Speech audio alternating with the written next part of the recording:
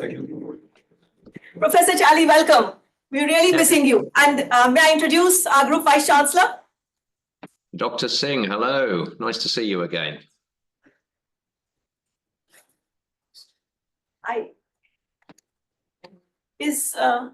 Sir, can you hear us? IT support? Okay, see you. Bye-bye. See you. Bye-bye. Bye. Can you hear me, Dr. Rajesh? I can hear you perfectly. Right. Our Group Okay. Vice Chancellor, sir?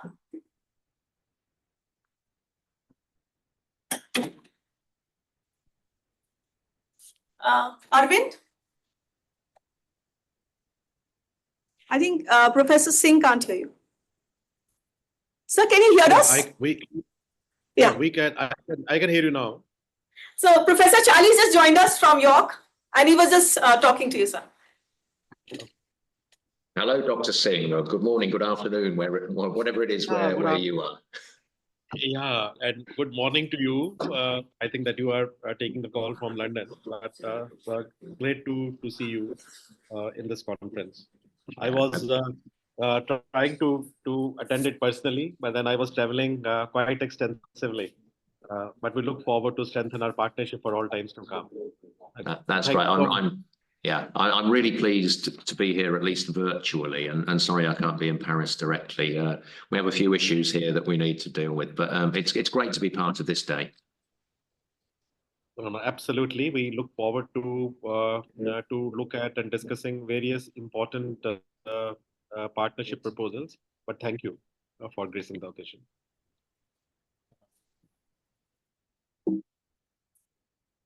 Sir, with your kind permission, may we start? It's 11:30 by our watch. Yeah, please. Okay. Yeah, please. We can start. So, with the permission of the chair of the conference, our very honorable Group Vice Chancellor, Professor Dr. Gurinder Singh, I take permission to start. The Amity University is organizing its first international conference in France, Global Confluence of Management Horizon, GCMH 2024, with the theme Converging Futures, Intersecting Management, Engineering, and New Age Technology. There are several sub-themes of this conference, and there are several very high-powered presentations going on from various parts of the globe. There's an online panel session going on AI, blockchain, cloud strategies, innovations, etc. The inaugural session, we are just starting, and we are at Grenoble École de Management. We thank for all the hospitality, and in Paris, France. So I am going to start this conference. We are going to start with a note of positivity. Fire signifies holiness in all cultures, and we are starting with a virtual lighting of the lamp. We have the virtual presence of our Group Vice Chancellor and all the dignitaries here, and we are going to do this. So it's imagined that when the fire goes up, lots of blessings come down, and this conference will be very successful.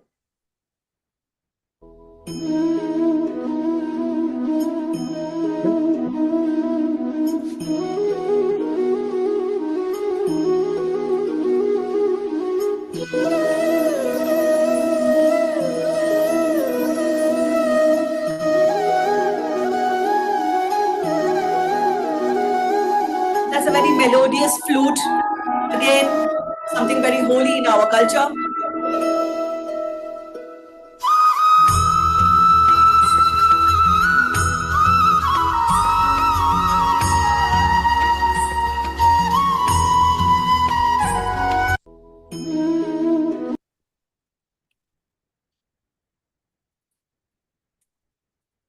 Plant always signifies growth and permanence. So in our in Amity, wherever we go, we present plants, and especially the holy basil, which is considered a very holy plant, to all the dignitaries. And since this is the virtual world, we are, on the behalf of our Group Vice Chancellor, we're presenting a holy basil plant to all our dignitaries present here.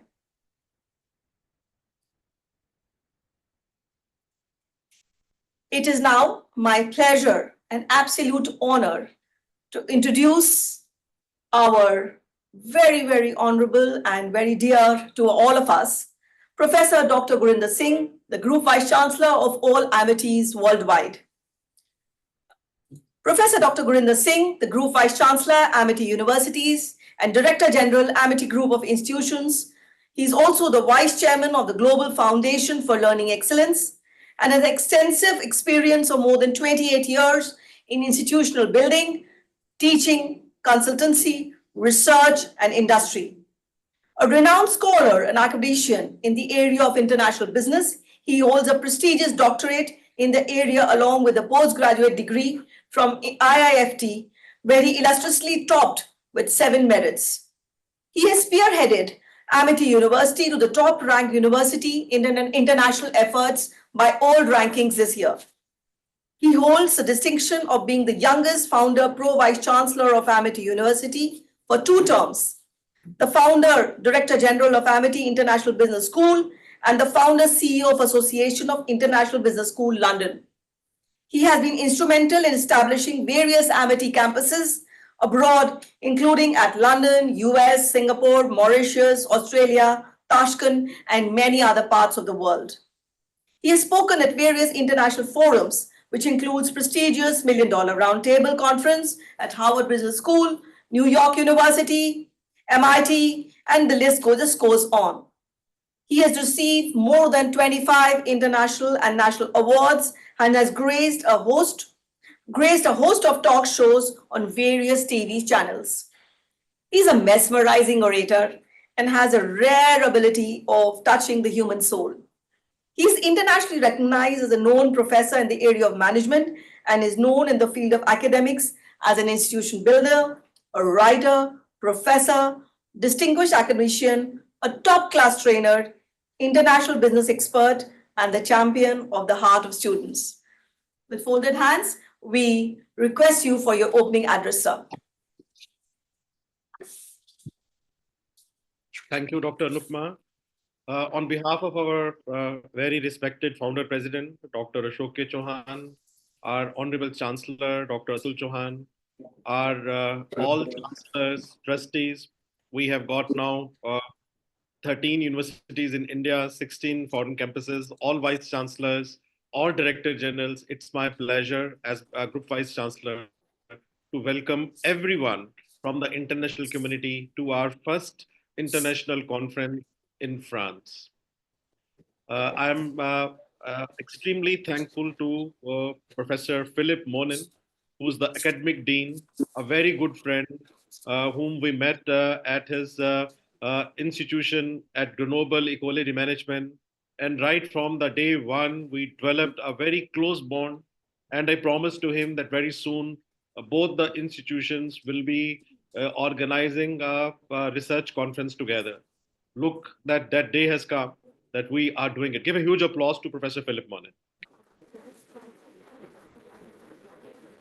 A very warm welcome to our good friend from the University of York, the Vice Chancellor, Professor Charlie Jeffrey, who is not only the President of University of York, but the world knows him as one of the strategists who has created many meaningful partnerships across the globe. A very warm welcome to you, sir. A very warm welcome to our good friend, Dr. Vicky Lester, who is the Chief Executive Officer of the Case Center. From the many years, MIT has been a strategic partner of the Case Center UK. We have published and contributed hundreds of cases. And very recently, we organized a conference in London and then in New York. And everywhere we had a session where the cases were presented. But thank you so very much, Dr. Vicky Lester, for supporting us every time we organize international conferences. Give a huge applause to her. Dr. Kiran Trehan, who is a Pro Vice Chancellor and University of York, who under the leadership of Professor Jeffrey has been supporting this conference, was I think every week talking to Dr. Anupma and the team on both the sides have been contributing. Very warm welcome to you, Dr. Kiran Trent. Friend of many years, Dr. Patel. I remember you when for the first time as a PhD student, you came to India, participated in InBush, and now after so many years, we feel so proud the work which you are doing as the director of the doctoral school and the senior professor of Global Equality School of Management. A huge applause for our own Dr. Tarun Patel. I can also see quite a few of senior people from the industry. Dr. Vikas Chaturvedi, who is a chairman of SHM Europe and a CEO of Valuin Group, and played a very vital role in developing our linkages across the group is there. If Dr. Vikas Chaturvedi, you are there, maybe that you can come on the screen.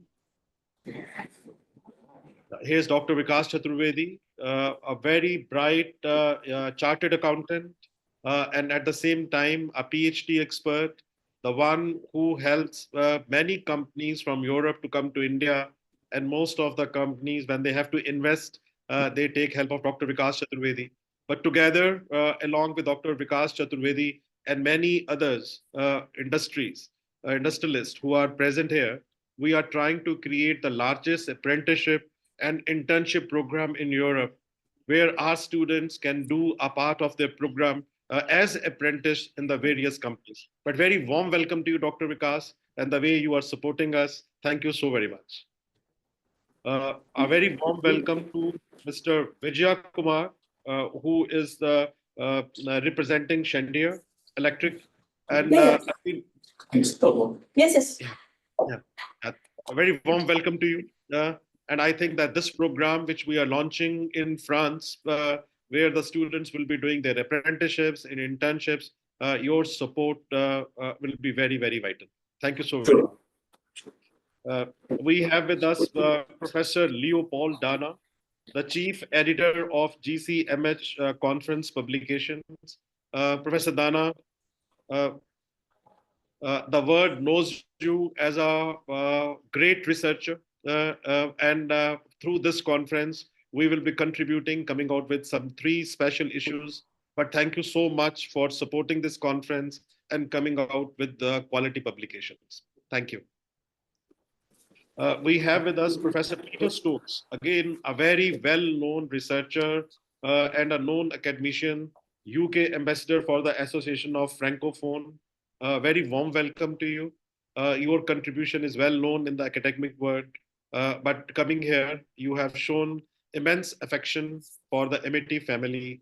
You are one of our very close friends, and we will remember your significant contribution for all times to come. Thank you so much. I appreciate that. Professor Pascal Lawrence, the IEEE senior member from the University of Hawaii. Very warm welcome to you. We always, wherever we go, we try to involve with IEEE. We have got thousands of members of IEEE in all parts of the world, especially in UK, in USA, in Singapore, in Australia. So far in France, we have not been able to organize a conference with IEEE, but we look forward to hosting next year a conference along with our partners with IEEE. But very warm welcome to you. Also our partners who are supporting us in creating the apprenticeship program. I can see a large number of our partners who are helping us to create a meaningful association, which includes Volkswagen, Uniper, Mercedes-Benz, BMW Alliance, Telecom, Robert Bosch, BASF, Siemens, Telex, and Daimler Truck. I'm sure that many others are going to join us in the times to come, but these 14 companies which are supporting our apprenticeship abroad program, our internship abroad program, I think you are doing one of the biggest social services. We always say that academics have no value if they are not working very closely with the industry. Right now, we have 30 students from study abroad program who are in France. I can see all of them on the screen. My special appreciation for all of them. You are our role ambassador. And I'm sure that many of you will be doing your apprenticeships, your internships in these companies, and you are the ambassador of MIT family. Please do correspond with all these companies, take guidance of everyone, and I'm sure that you will not only create a career for yourself, but you are going to take the flag of MIT very high in Europe. MIT is a brainchild of our founder who is online watching you.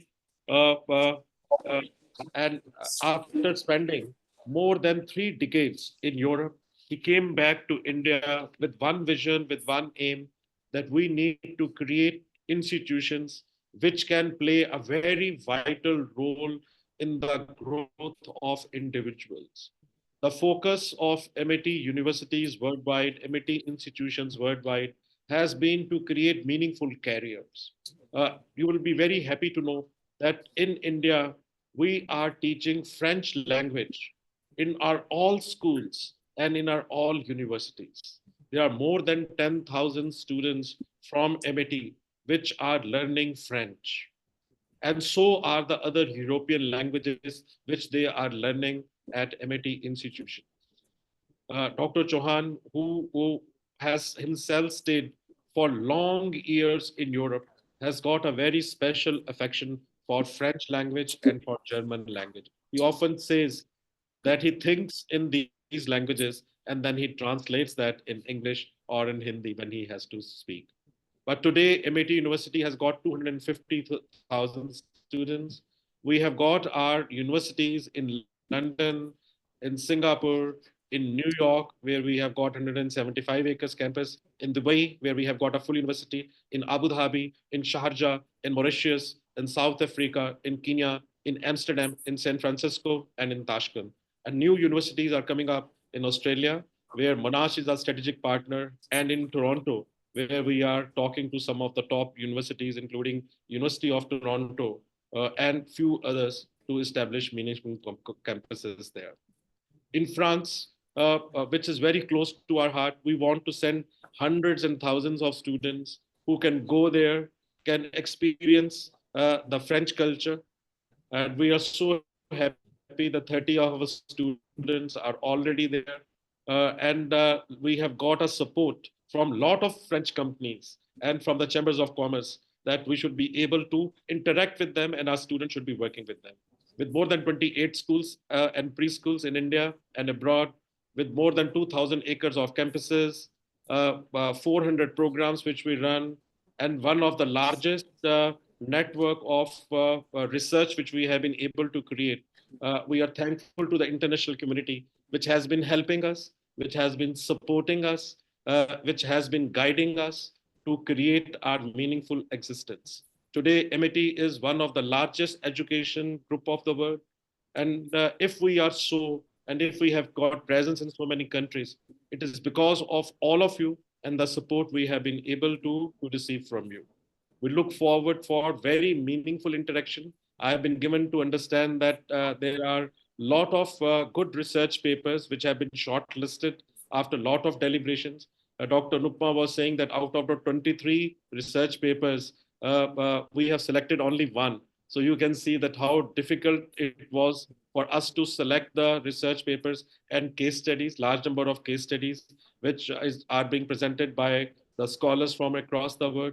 But once again, on behalf of our founder, our chancellor, our all vice chancellors, on my own behalf as a group vice chancellor, and 250,000 MATians, we welcome you all. Thank you so very much.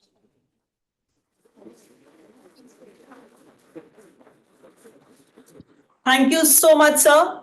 Always very visionary, gives a roadmap to all of us to do, go up for the road ahead.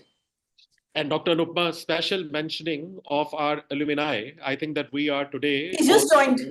Yeah, so we are inaugurating our alumni also. I can see a lot of them online. And Abhishek, you Yes. are here. Abhishek, we feel so proud on you that you are in France. You are master's student intern at IGIS, which is a master nuclear energy program. where you are. But often your founder and your chancellors and all of us, whenever we sit together, we talk about our students who have taken our flag very high. I have been given to understand that there are more than 13 students who are doing their PhD programs in France. There are about 41 who have been working in France. So very warm welcome to all of you. Today we will be inaugurating the alumni chapter in France. Be together. And also I can see Shreya Ji Ghosh, another alumni, Chinmay Shukla, who is a PhD student also in France, Shivinas Bansal, Siddharth Bhattacharya, Ajay, and many others who have joined. But I think that all of you who have shown that you can go to France, learn French culture, French language, and can be part of their ecosystem, shows languages and culture which you are taking from India to France. And I'm sure that you are going to bring French values also to India. All the best to you.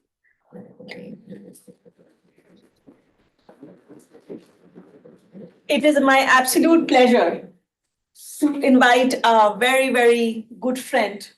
And thank you for everything, Professor Monin, for your for your address. He's the academic dean of Grenoble École de Management, and allow me to introduce him briefly. Professor Monin embodies a rare blend of passion and expertise, with over 25 years dedicated to the realms of teaching and research in strategy and organizational theory. His journey is characterized by an unwavering commitment to academic excellence and a relentless pursuit of knowledge. Over the course of his illustrious career, Philippe has honed his skills and garnered invaluable experience, notably spending significant periods shaping the academic landscape at two esteemed grands écoles of management. His tenure as academic dean underscores not only his scholarly prowess, but also his ineptness at fostering intellectual growth and innovation within educational institutions. So may I please invite you for your address. Thank you. Thank you. Ladies and gentlemen, dear esteemed colleagues, distinguished guests, dear students, it's my great pleasure to welcome you all to this first international conference hosted by Amity University here in France. It was a very natural decision when we first met a bit more than a year ago in our former campus in Paris. To welcome you in our old brand new campus that was opened 8-9 months ago. And we're now run by our colleague Gael sitting there. So thank you, Gael, for welcoming all of us. I would like to extend my special thanks to the Group Vice Chancellor from Amity University, Professor Gurinder Singh. So, Professor Singh, thank you. Thank you. Your ambition, your vision has been instrumental into organizing this conference and making this conference a reality. And the leadership and vision. Welcome, Taran. Namaste, Taran. Namaste, Taran. Under the leadership and vision of Dr. Ashok Chauhan, Honorable Founding President of all Amity institutions, and under the leadership and vision of Dr. Atul Chauhan, Honorable Chancellor at Amity University, Professor Singh's commitment to academic excellence and international cooperation sets a high standard for all of us. I would like to extend this special thanks to Dr. Anupama Rajesh. Thank you, Anu. You organized this event on behalf of Amity University. You even made it possible to happen in a day of strike in Paris. And this is very typical of conferences that are organized in Paris. When you have a conference, you have a strike. I would like to extend my special thanks to Dr. Taran Patel. Taran, glad to see you.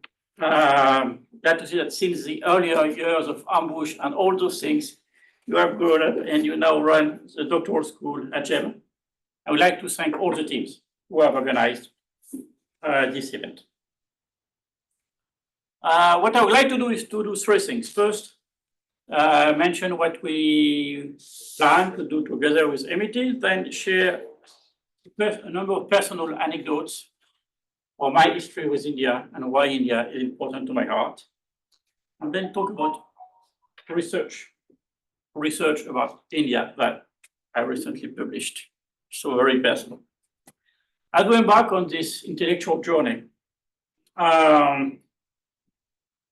would really like to be part and contribute to the intercultural relations between France and India, contributing to Indo-French friendship. I am particularly excited about the potential for collaboration between GEM, Grenoble École de Management, and MIT University. I already discovered since this morning, and this is a virtue of meetings, face-to-face meetings, that there is an ongoing apprenticeship program with Schneider and MIT. Let me please give me a chance to look at it, and if we can partner, it would be great. Both institutions, GEM and MIT University, share a common goal of excellence in education and research. Yet possibly even more important, beyond academic excellence, education and research, both institutions are convinced that students' international mobility and exposure are critical determinants of people's reciprocal understanding and eventually global peace. I am afraid or frightened to see the deglobalization that is occurring in many places. And I think that it's not a good move, it's not a good trend. We need to have our students move worldwide to discover themselves, to go beyond intercultural stereotypes so that they can defend sustained peace. Combining MIT University's truly global presence, and I know it's a truly global presence. Professor Singh, I have followed your visits in the US recently on LinkedIn. This is truly remarkable. So combining your truly global presence and GEM's academic excellence with the triple crown, as we know, ACSB, EQUIS, and AMBA as a testimony, I am confident that together we can achieve great things.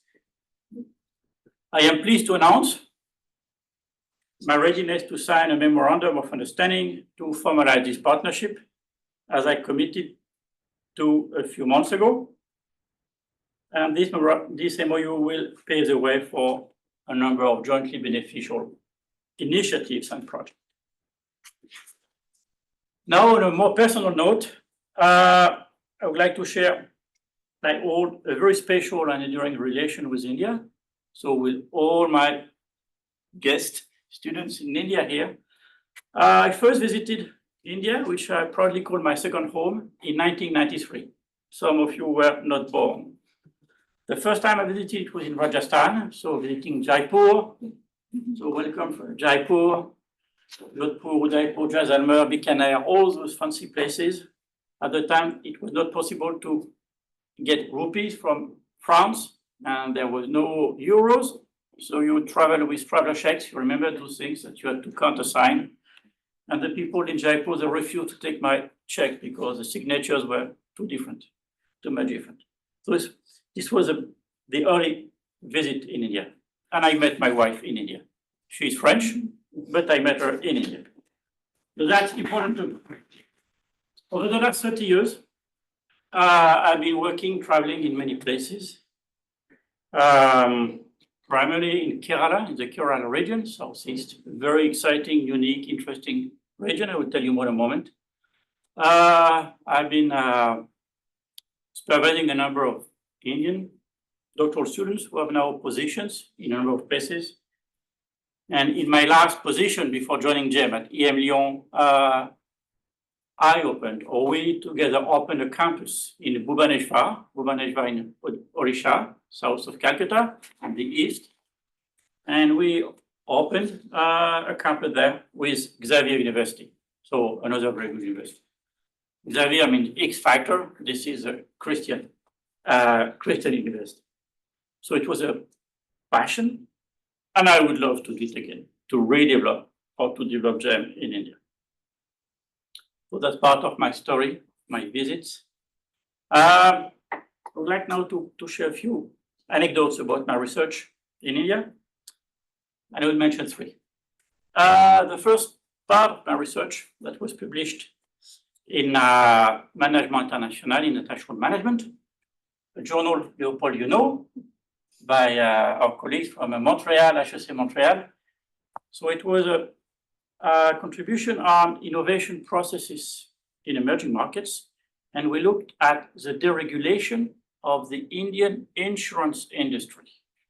As you may know, back until 2002, the Indian insurance industry was totally regulated.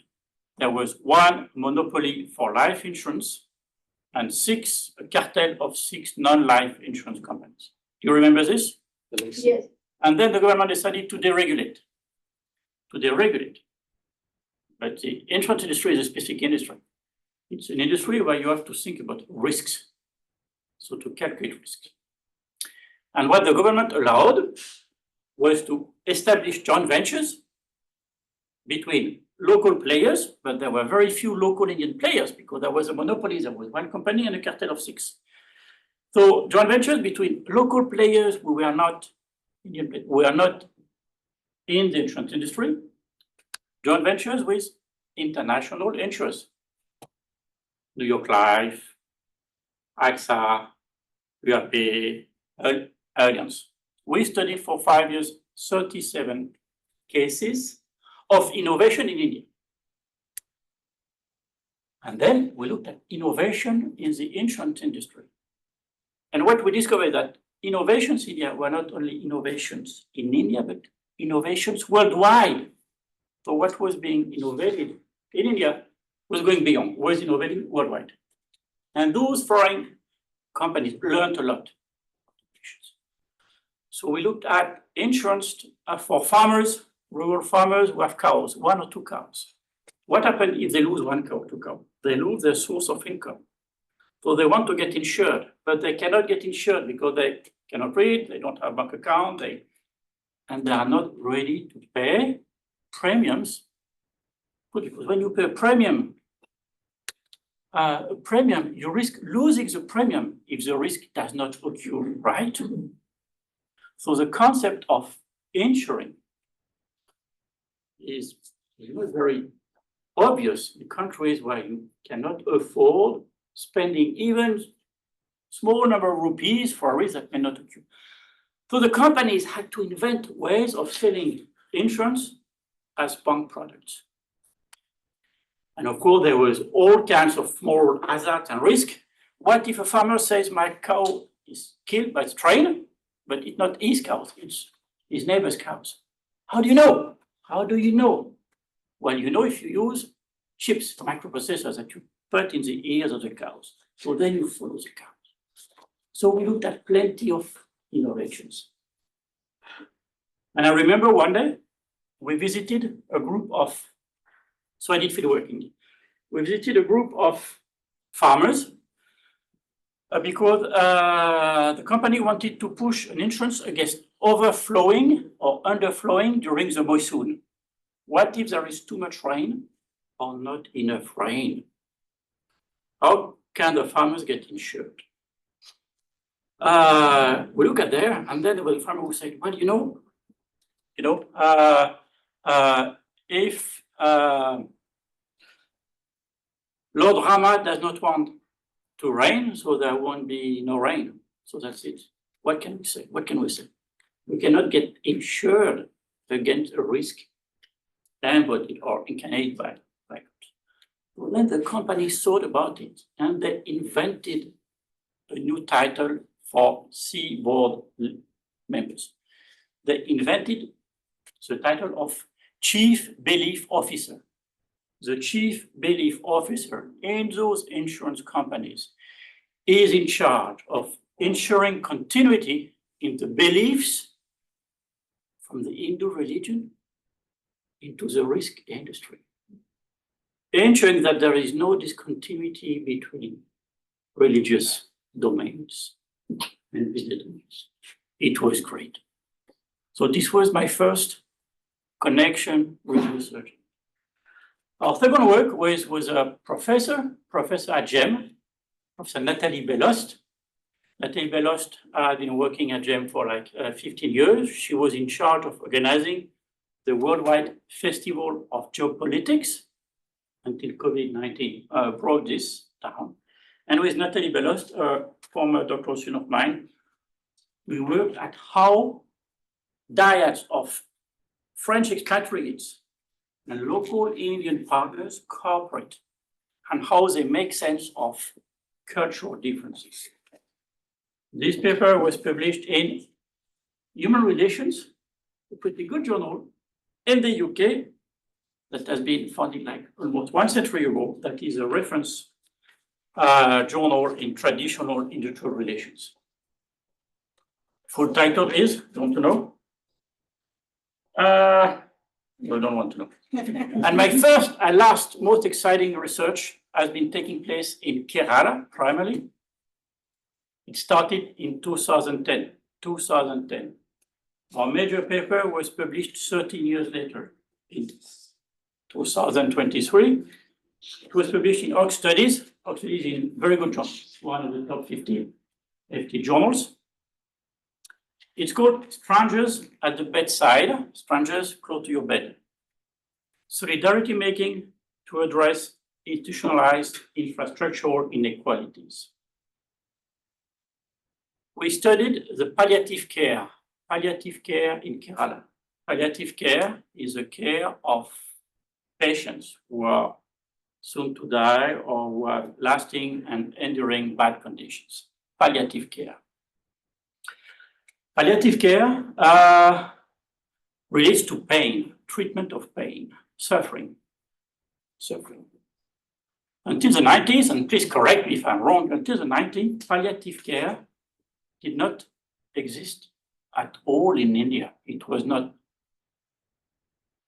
there was no training in the medical schools. There was no profession. And then in the 90s, oncologists, cancerologists decided to say, well, our patients, they are suffering from pain. What can we do? And in the 90s, there was a kind of natural experiment. A number of anesthesiologists, oncologists, doctors were sent to the UK to learn palliative care, right? And then after a few years, 96, 97, 98, they all returned to India, all places. Karnataka, West Bengal, Delhi, name it, and Kerala. Surprisingly, or maybe not surprisingly for you, who knows the place, it worked in only one small to your proportion, Victor. It worked in only one state, Kerala state. Kerala is southwest coastal place. It worked very well.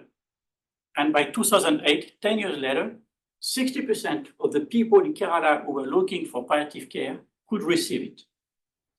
In rest, India, 2%. So the question is, how do you explain that the social innovation, not about palliative care, but social innovation, how can you explain that one social innovation works in one state and not in other places? This paper was rejected after a third round from Ox Science. I will not forget it. Yeah, then we went to Oxford. So we looked at palliative care and why innovation sometimes grow in some places and not in other places.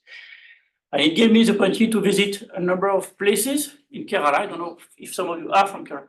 So like Kochi, Trivandrum, all the Malappuram region, which is a Muslim place that is pretty interesting to visit. Went to Trishul and other places.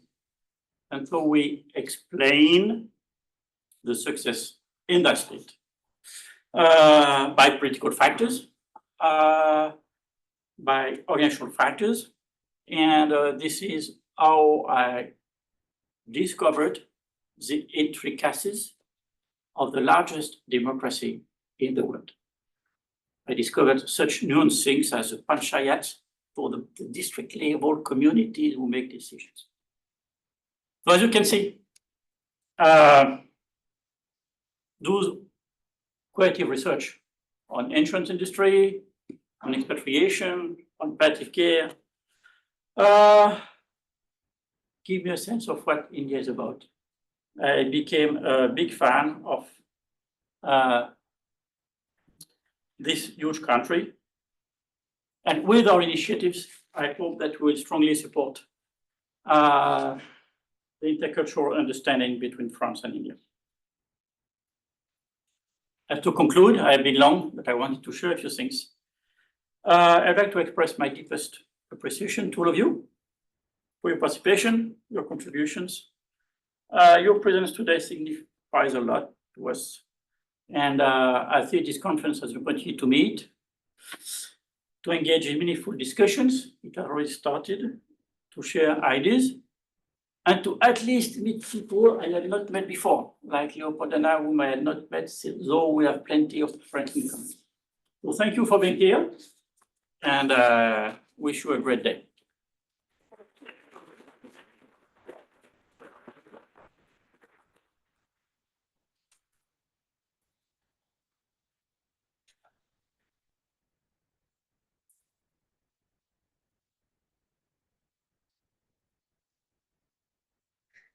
So it is my absolute pleasure and honor to introduce to you our next speaker, Professor Charlie Jeffrey, the Vice Chancellor and President at the University of York.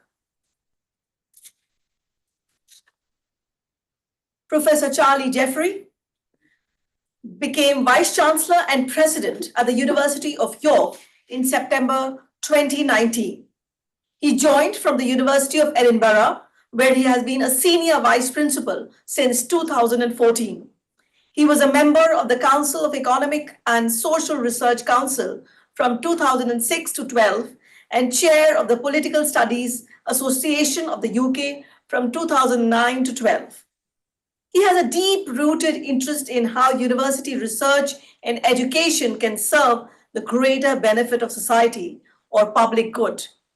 In Edinburgh and now in York, he has worked to bring together university with local authorities, businesses, other universities, and colleges to promote inclusive economic development and to open up access to university study and economic opportunity to people from disadvantaged backgrounds, both in the UK and internationally. Charlie is committed to sustainability, in particular, harnessing the expertise and passion of the university sector to respond to the climate crisis. Charlie is also chair of the 9-8 Research Partnership, a collaboration of the 8 most research-intensive universities in the north of England. A member of the partnership board of key organizations in the city of York, the York Central Steering Board, and Humber and North Yorkshire Integrated Care Board. With folded hands, I request you to please address our August gathering. Thank you. Dr. Rajesh, thank you very much. A pleasure to follow Dr. Monan and Dr. Singh. It's a great pleasure and privilege for me and the University of York in the UK to be part of the programme of this very special event today. In the next few minutes, I want to offer a perspective on the title of the conference, Global Confluence of Management Horizons. And I'll do that by pointing out an alignment between Amity University and the University of York and suggesting that we have a shared responsibility around that alignment. I've been a close observer of the Indian higher education sector for over a decade now, and I'm endlessly impressed by the rapid development of relatively new universities, largely in the private not-for-profit sector, responding to a demographic need, lots and lots of young people in India, and doing so in ways which are both innovative and high quality. Amity is one of the most distinguished examples of this, with I think 13 campuses in India, a growing presence overseas. And my notes said 175,000 students. I think, Dr. Singh, you said it's over 200,000 now. It's quite extraordinary. That is an astonishing scale for a young university. But it's not just about scale, it's also about excellence. And it's not just about excellence for its own sake, it's about excellence with purpose. It's about, I quote, grooming leaders who are not only thorough professionals, but also good human beings with values and sanskars. With sanskar meaning, if I read it right, something like good morals or good deeds in the English language. And those leaders Amity is grooming, Amity's graduates were and are, in the vision of the founder of the Amity Group, Dr. Ashok K. Chauhan, to be global leaders with a reach and impact beyond India, a global asset, not just an asset in and for India. Now, all that has tremendous resonance for me at the University of York, one of the Russell Group universities in the UK. We also have that commitment to excellence with purpose. And there's a beautiful phrase in our founding documents which describes that purpose as, through our research and through our student education, to ameliorate human life and conditions, to ameliorate human life and conditions. And that was a purpose anchored also in an internationalist commitment, a commitment our founding Vice-Chancellor described as cooperation, friendliness, and idealism across national boundaries. And it was a commitment that was captured in the following quite extraordinary way at a celebration launch event for the university back in 1963. And this took the form of an address to two students in our first intake, Tom Smith and Betty Jones. And I'll quote this. Tom Smith and Betty Jones are world citizens. Just as isolationism in world politics has proved futile and impossible, so insularity of outlook will prove increasingly useless in the world of the 20th century. Tom and Betty are citizens not only of York, not only of Great Britain, not only of Europe, but the world. In other words, just like those Amity graduates, global leaders. So Amity and York are both universities founded with social purpose and internationalist outlook. That is a notable alignment, but it's also a really important one if we recognize it and build on it through our collaboration. No one university, no one country can have a monopoly of existing knowledge or the ability to generate new knowledge.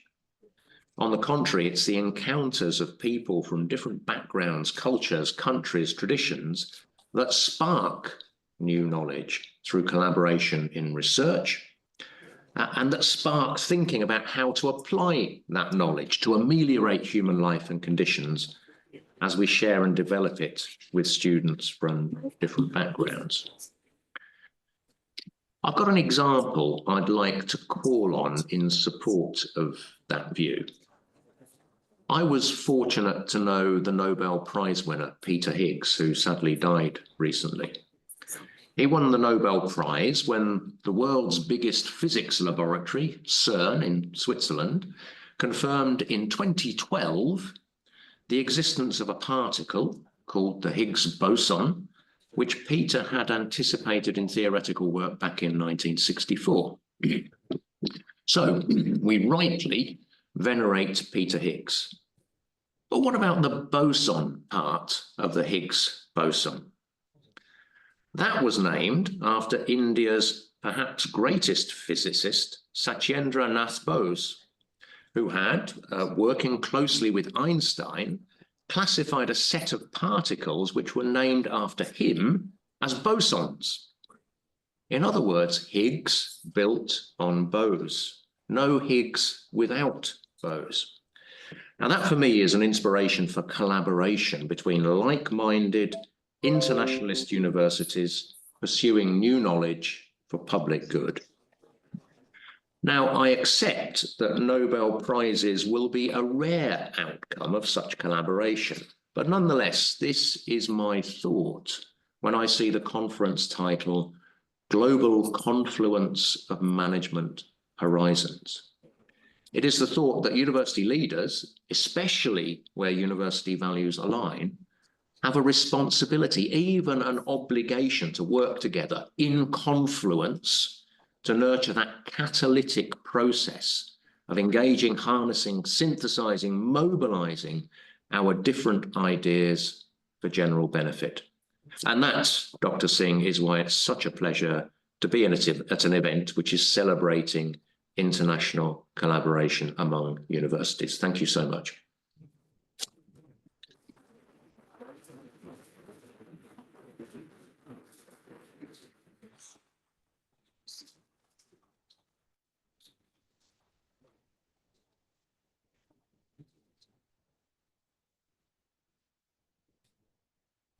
We will just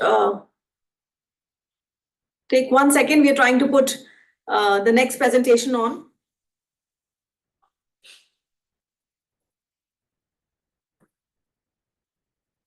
Wonderful thoughts, Professor Jeffrey. I think you have not only mesmerized the entire audience, but have also reminded us that how closely MIT and your university have been working, and we look forward to strengthen our partnership for all times to come. Thank you so very much. Thank you very much indeed. Thank you so much, Professor Jeffrey.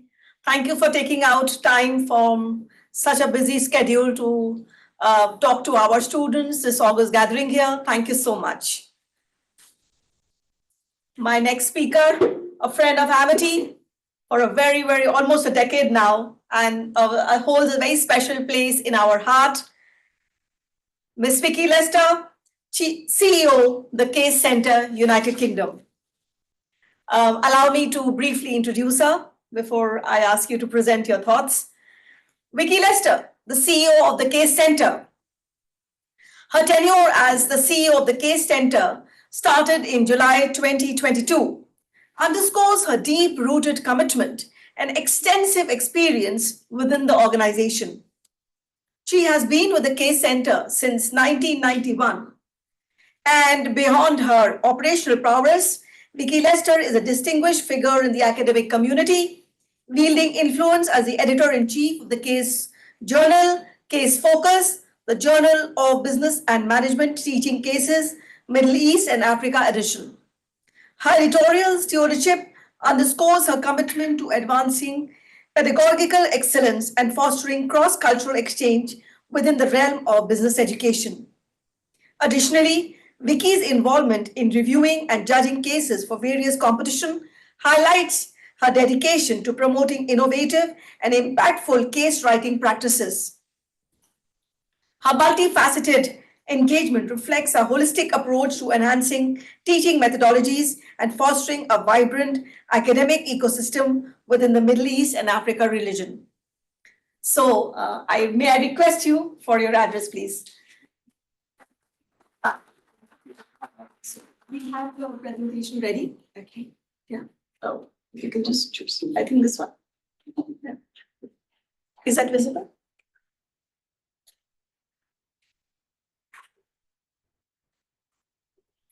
No, we're still on mine. Can you share this? Yes.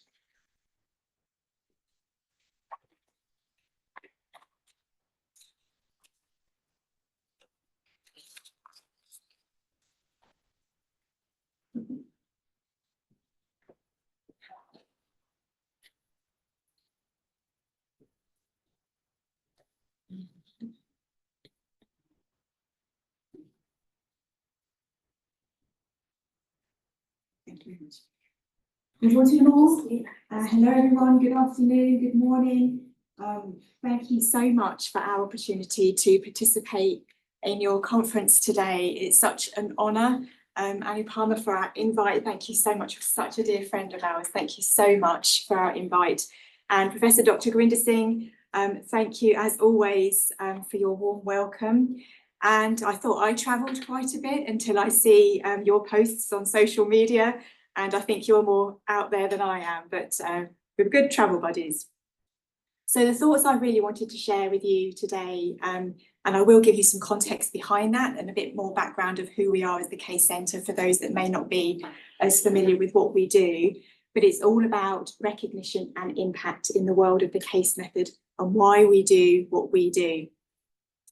So just really to start off, this is going to be fun with this mouse, bear with me. Okay, so the Case Centre, we are the independent home of the case method. We were established just over 50 years ago, and our mission, our purpose is completely to advance and promote the case method in business and management education, and to really highlight the benefits that that has to impact the education of students. Three main areas of our work. We have the distribution, where we're an aggregator of case studies that are written from business schools around the globe. We collect them in to sell back to business schools to use in the classroom to bring those real world stories into the classroom for students. We have a whole area on professional development, where we really support faculty to develop the skills that they need to either write cases or teach with cases. It's quite a skill to acquire to facilitate that class discussion, but still get out the learning objectives that you want from that class. The third area is really around recognition and impact, and that's the one I really wanted to focus on today with you all. So I'll go into that in a bit more detail in a moment. So this was just to highlight some of the benefits of the case method. I'm hoping you're all familiar with the methodology, but it's really all about bringing the real world into the classroom for students, active student engagement, bringing theory and practice together. And it's completely powerful when you see the classroom come to life with those real case studies. So I really just really want to share this slide with you. This is what, whenever we're asked why the case method, what is it all about? This is even more vital than ever before. All of the skills that are developed from the case method, this is why we do what we do. We want all of the students to graduate and enter into the real world, into their careers, with these essential skills that are needed now more so than ever before, so that they can really navigate uncertainty and overcome adversity, and basically deal with anything that comes along in the world that we live in. So all of these skills are what are developed in students when they're learning by the case method. And this is a big part of the message that we send out there. This is just a model that I like to share, which is the impact cycle of cases. So all of that rigorous research that's carried out by faculty, one of the outputs can be a teaching case study, which can really bring that real world story into the classroom. So it also develops that relationships with industry. So you write a case, bring that case into the classroom. If that's distributed by us, that gives further impact for that case, potential to be in business schools around the globe. So a big part of our work as well, with being independent, we've also positioned ourselves as a knowledge centre. So we work very closely with global accreditation bodies. We've built those relationships up over the year to really make sure they see the case method and case writing as an intellectual contribution. So I just wanted to share these three recent articles. The QR codes are there. I'm happy to share these afterwards as well. But these are some articles that we've written with AACSB and EFND. And it just shows you that the case method and case writing is now being seen more as an intellectual contribution in business schools, which for us being our world as the case method, that is huge. So it's really having that recognition of the case writing. There's a lot of work that goes into writing case studies, and for that to be recognised, for business schools that want to really help faculty to develop and to use that methodology in the class, which then has further impact not only on the school and the faculty, but students' education. That's what it's all about. So some fabulous articles there, which hopefully you can dive into and have a read. Well, I was just going into some insights about them all. And Stephanie Bryant, who's the Global Chief Accreditation Officer, we've got her perspective within one of the articles as well, so I highly recommend. It's a brilliant read. Let's focus the mouse again.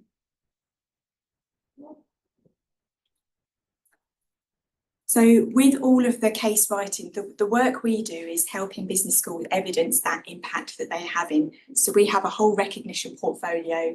We have our best-selling and classic cases. We have our annual awards and competitions. We were at GEM in Grenoble last year to present one of our case awards. We have our best-selling case authors. And last year, we expanded our recognition portfolio as part of our 50th anniversary with an impact index. And what this does is recognise a school as a whole, the impact that they're having with their case writing. So it's looking at the reach, the number of countries, the number of schools, the number of students, the number of cases that are really being in front of students. And I'm thrilled to say, which some of you may have heard the news or may not have heard the news. To go on to the next one. The Amity Global Business School, out of the top 50 that we list, and we list cases for over 200 different schools. We list the top 50 and the impact that Amity are having. They're in position 6 in our impact index, and we're going to run this impact each year.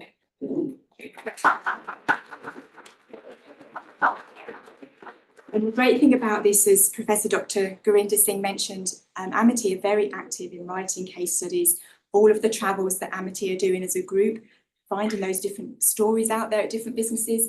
All of those cases are coming in, and it's not the quantity, it's actually the quality of the cases that are making a difference. Those cases are being adopted by schools around the globe, and the evidence is right here because this shows the adoption of the Amity cases from business schools around the world, and all of the students are having the rich learnings from those cases. So huge congratulations to you all.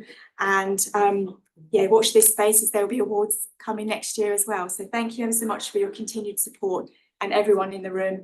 Anything that you need help with when it comes to the case method world, look no further than the Case Centre. So thank you ever so much. Thank you. Great slide. Sir, if you could just see the slide. We have ranked in highest amongst the case writers of the world. It's all because of all the influence that we had internationally because of our Group 5 Chancellor. Thank you so much.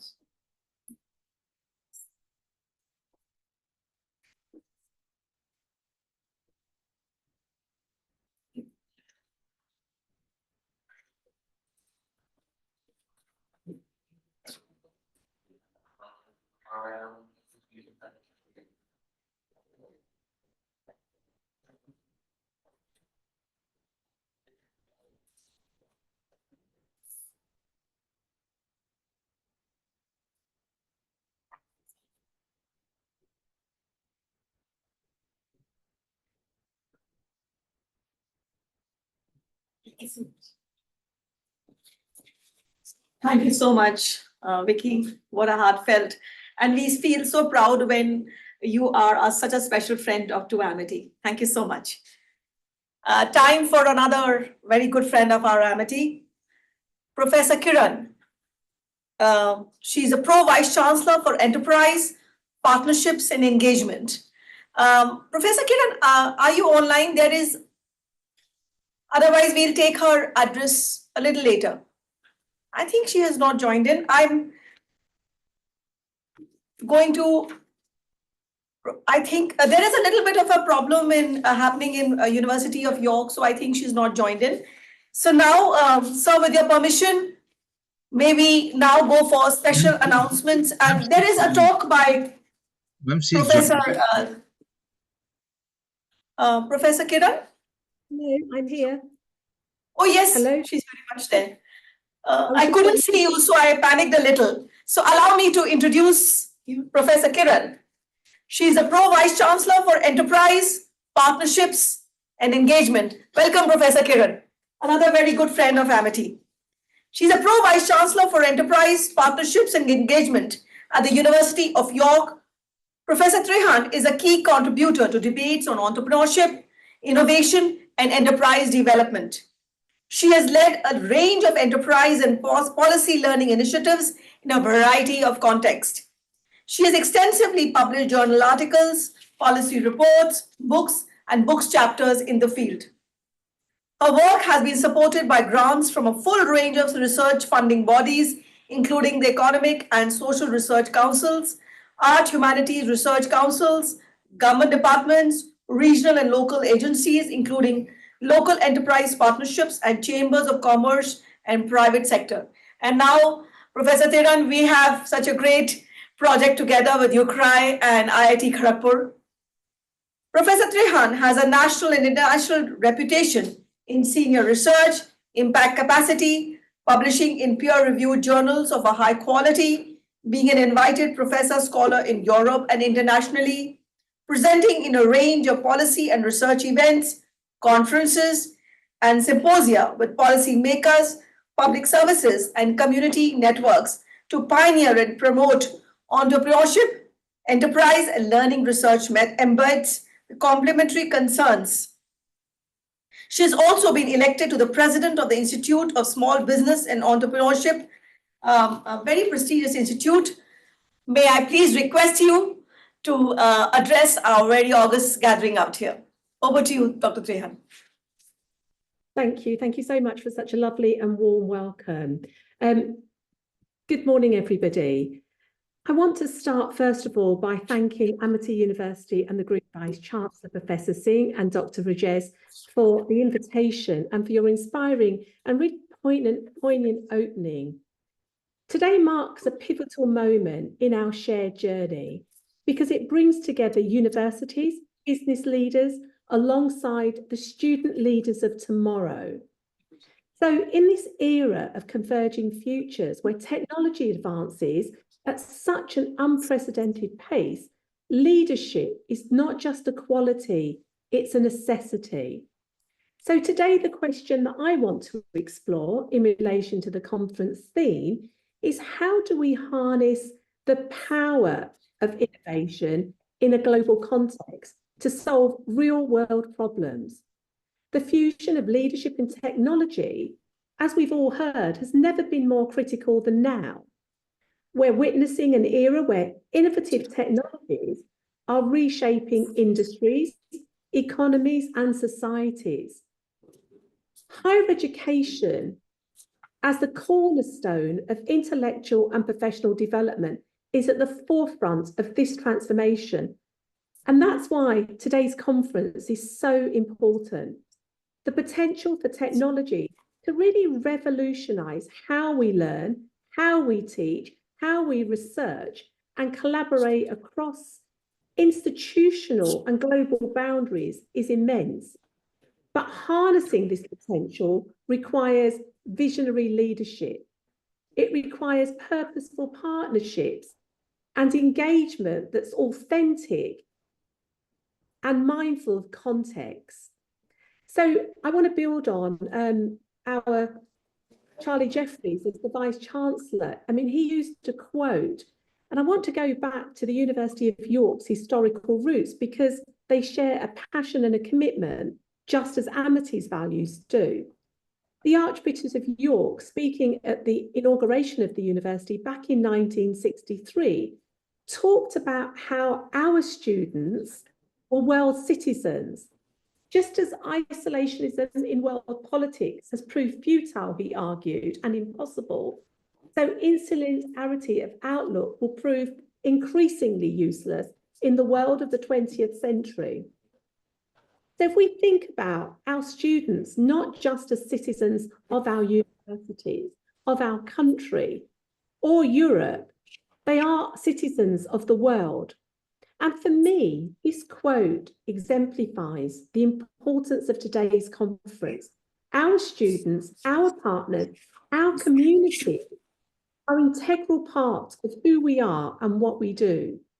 So these values that underlie purpose and method that were crafted in the 1960s are timeless and as relevant today as they were then. And why is that? Because leadership is not about possessing all the knowledge. Higher education institutions are about a collective and collaborative endeavour. The global challenges that we face need us to work and learn with each other and from each other. How do we combine purpose and method in this pursuit of our mission of public good to innovate in a global context. I'm going to make a case that innovation needs us not simply to address the grand challenges which impact on human life and the conditions today, but we need to think about digital technologies, biodiversity, climate change, public health, food poverty, geopolitical conflicts, migration. These are just some of the challenges that we face, but they do require us to work across disciplinary boundaries.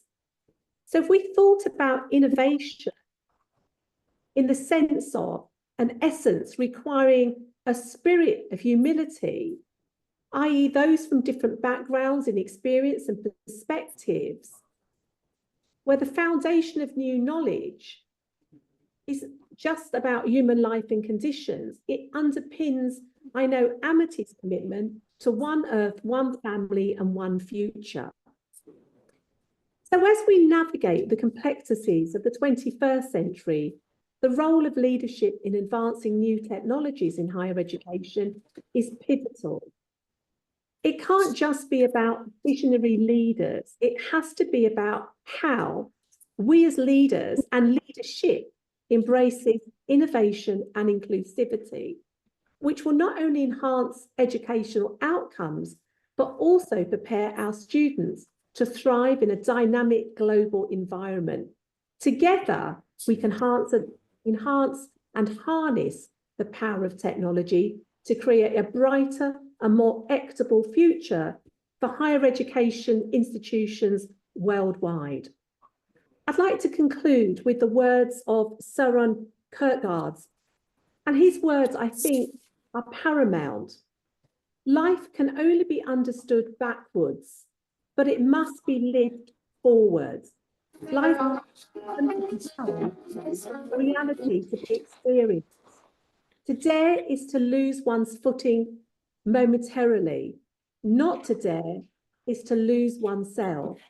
So I guess my provocation to all of us is, let us dare to lead, let us dare to innovate, let us dare to collaborate for a better future for all. Thank you. Mr. Kiran, good to see you virtually. So much. Though I thought that maybe that I will be welcoming you personally, but good to see you virtually. Dr. Kiran Trihan has been instrumental in having our research linkages, research partnership with the University of York under the Vice Chancellor, Professor Jeffrey. She is working tirelessly for the various projects, and we feel so proud that you are here. Thank you so much. We have also been joined by Dr. Vikas Chaturvedi, who is the chairman of SHM Europe, a very bright chartered accountant and also a PhD, the chairman of Netherlands chapter of Institute of Chartered Accountants of India, and the founding director of Europe-India Chamber of Commerce. He has got extensive experience of more than 19 years. But what is more important is that Dr. Chaturvedi is helping us in developing our internship and our apprenticeship program in Europe. I specifically requested him. He has just reached after his long trip from Europe that he should come and he should speak to the audience. At MIT, we have a passion towards not only linking academics with the industry, but also to have linkages worldwide where academics and industry leaders, they can work together. And very warm welcome to Dr. Tarun Patel. After this talk by Dr. Vikas Chaturvedi, we will listen to Dr. Tarun Patel. Dr. Vikas, over to you. Thank you, Dr. Singh, for having me. Am I audible, Dr. Singh? You are.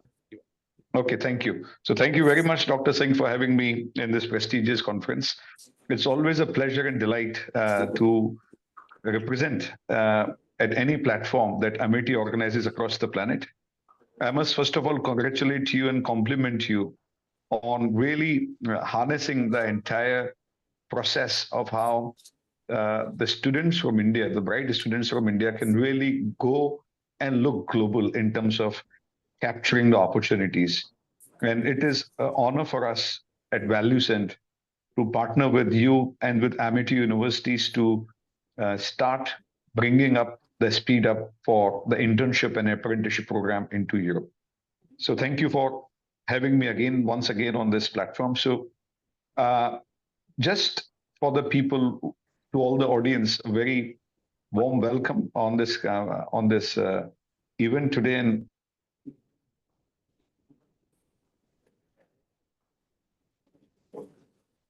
Because you have muted yourself.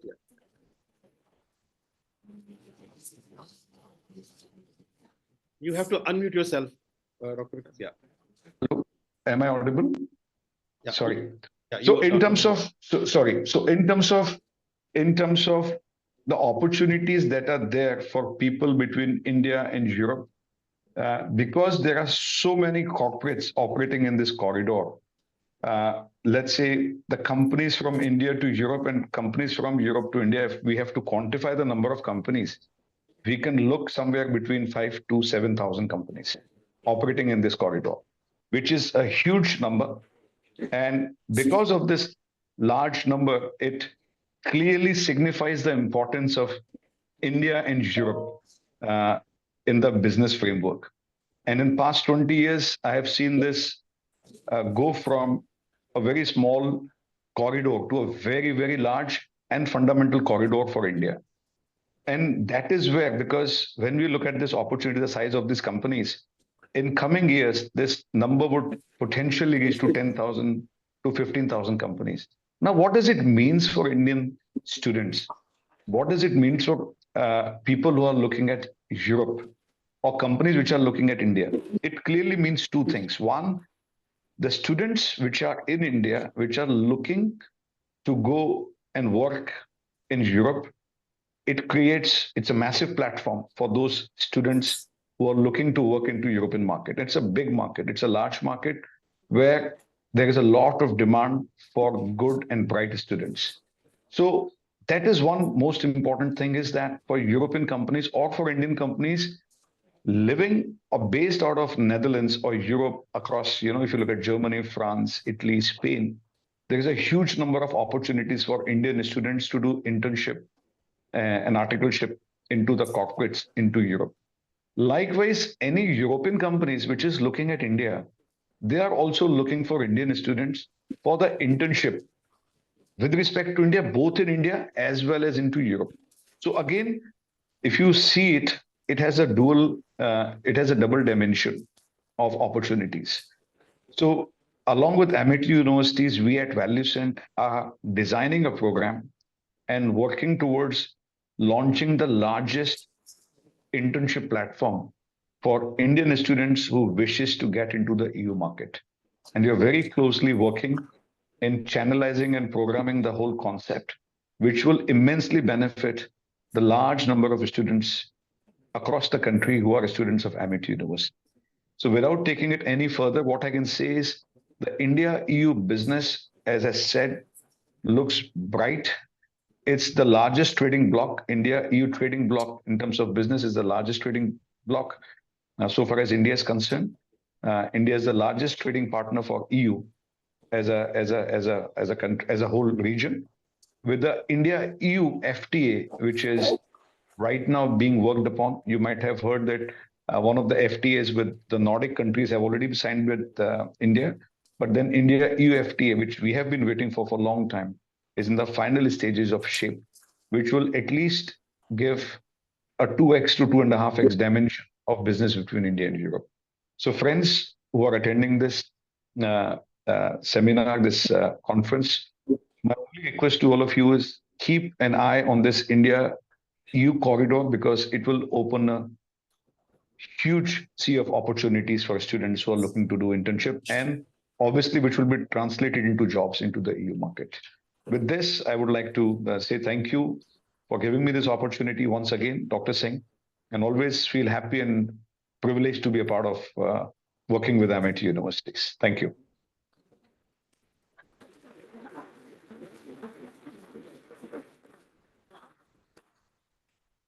Thank you so much. It is so honorable for all our students to be offered such opportunities. Sir, with your permission, sir, can I? Yeah, please go ahead. But thank you, Dr. Vikas Chaturvedi. I think that with the SHM, MIT has got a very strong association. And Dr. Vikas Chaturvedi, as you have very rightly said, that both you and MIT, we are looking forward to create largest network in Europe, where the students from MIT and our partners, they can do meaningful apprenticeship program, internship programs in Europe. It will not only help them to create meaningful career, but also to integrate what they're learning in the classroom with the practical knowledge. But thank you for supporting this program. Thank you.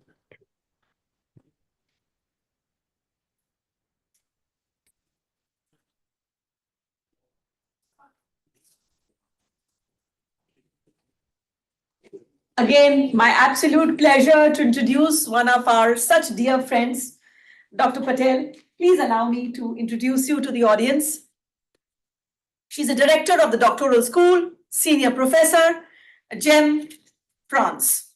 Dr. Taran Patel is an esteemed academic whose international journey has enriched her understanding of cross-cultural management, corporate sustainability, and innovation culture. Currently holding the position of full and senior professor at Grenoble École de Management, she has previously served as a program director of MIB program at the same institution, showcasing her leadership and academic management skills. Dr. Patel's scholarly contributions are significant, and with publications in prestigious peer-reviewed journals such as Organization, Journal of Business Ethics, Journal of OB, Organizational Change Management, as well as CNRS listed journals like Business and Society and European Management Review.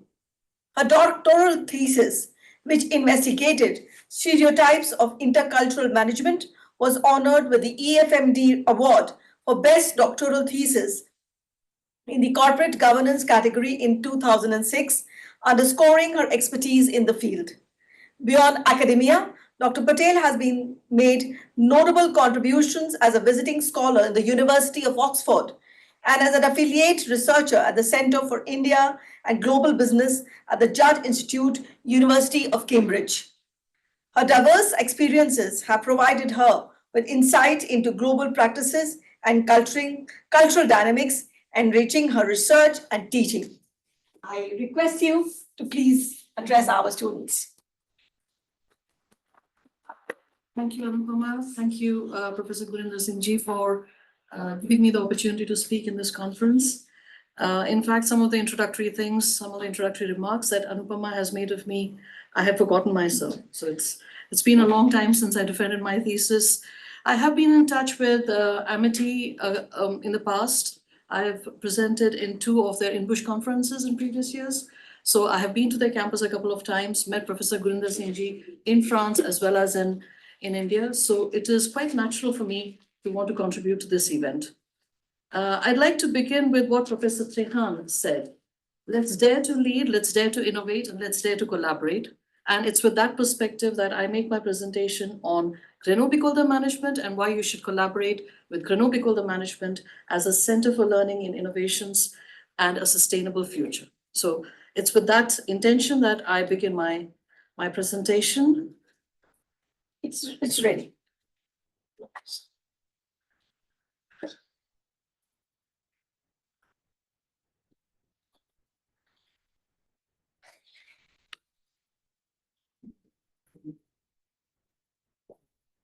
Excuse me, I'm going to get my glasses. I'm literally blind. Okay. So.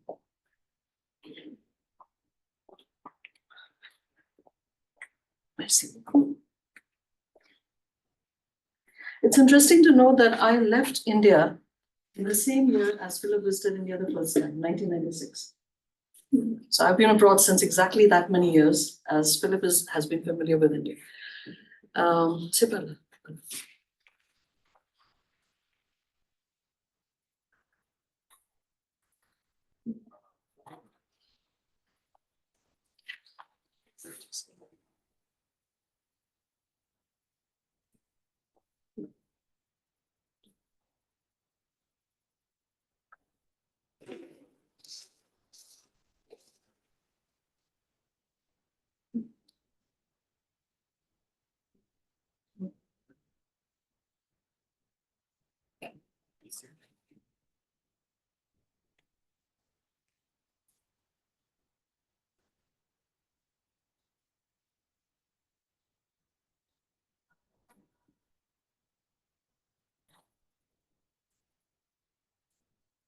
Donc, normalement, ça doit être.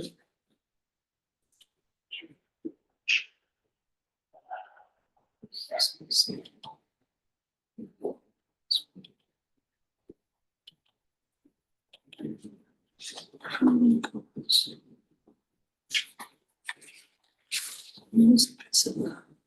Non, c'est pas ça. Est-ce que je peux utiliser mon ordinateur?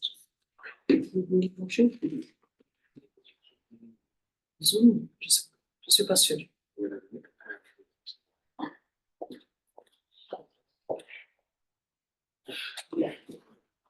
We are just taking a minute because we want to listen to Dr. Patel.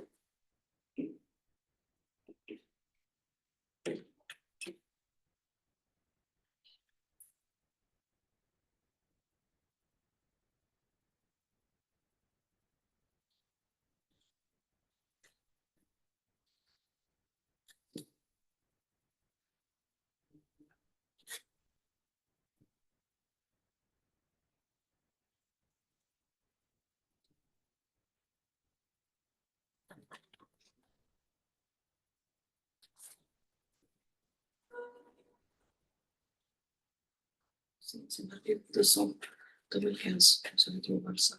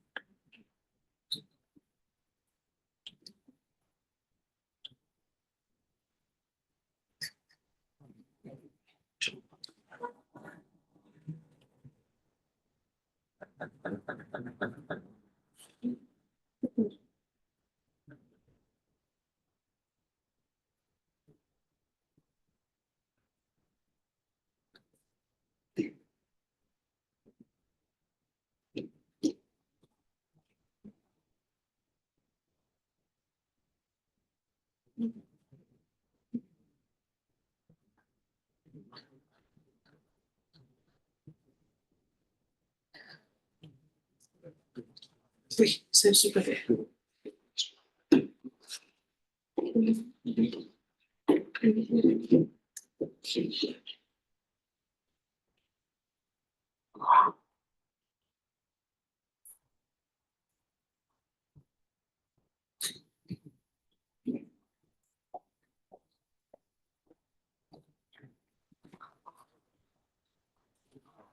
Dr. Tarun Patel, we can give you a link from here if that works. Ce que je peux faire, c'est comme ça, présenter. Donc là, je sais pas pourquoi on peut. No, sir, she's got her presentation. She just, she's taking her presentation from the laptop to the central server.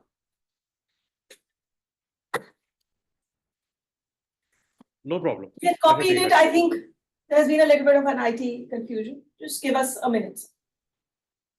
No problem. No problem. But in the meantime, for the audience who are listening us live, Dr. Tarun Patel is a very known scholar. We feel so proud on her achievements.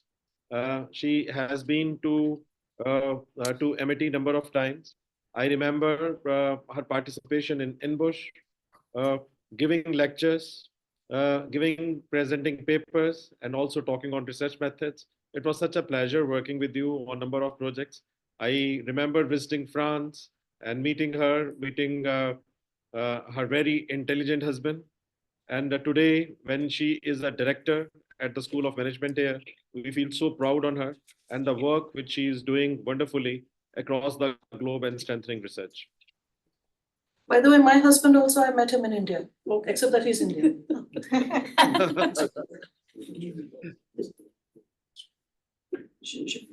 So Professor Philip says that he's an Indian at heart. So, Of course. Yeah. But Dr. Patel, you need to come again with your husband. I'd be happy to. I'd be happy to. Please do that. While we get this started, I think I'm going to just start on my presentation anyways to avoid wasting your time. So I wanted to talk a little bit about Grenoble École Management, its ecosystem, the school itself, its strategy, and then my role in the doctoral school and how all of this links together with a bigger discussion that we are having in this meeting about the confluence between management, technology, and the future.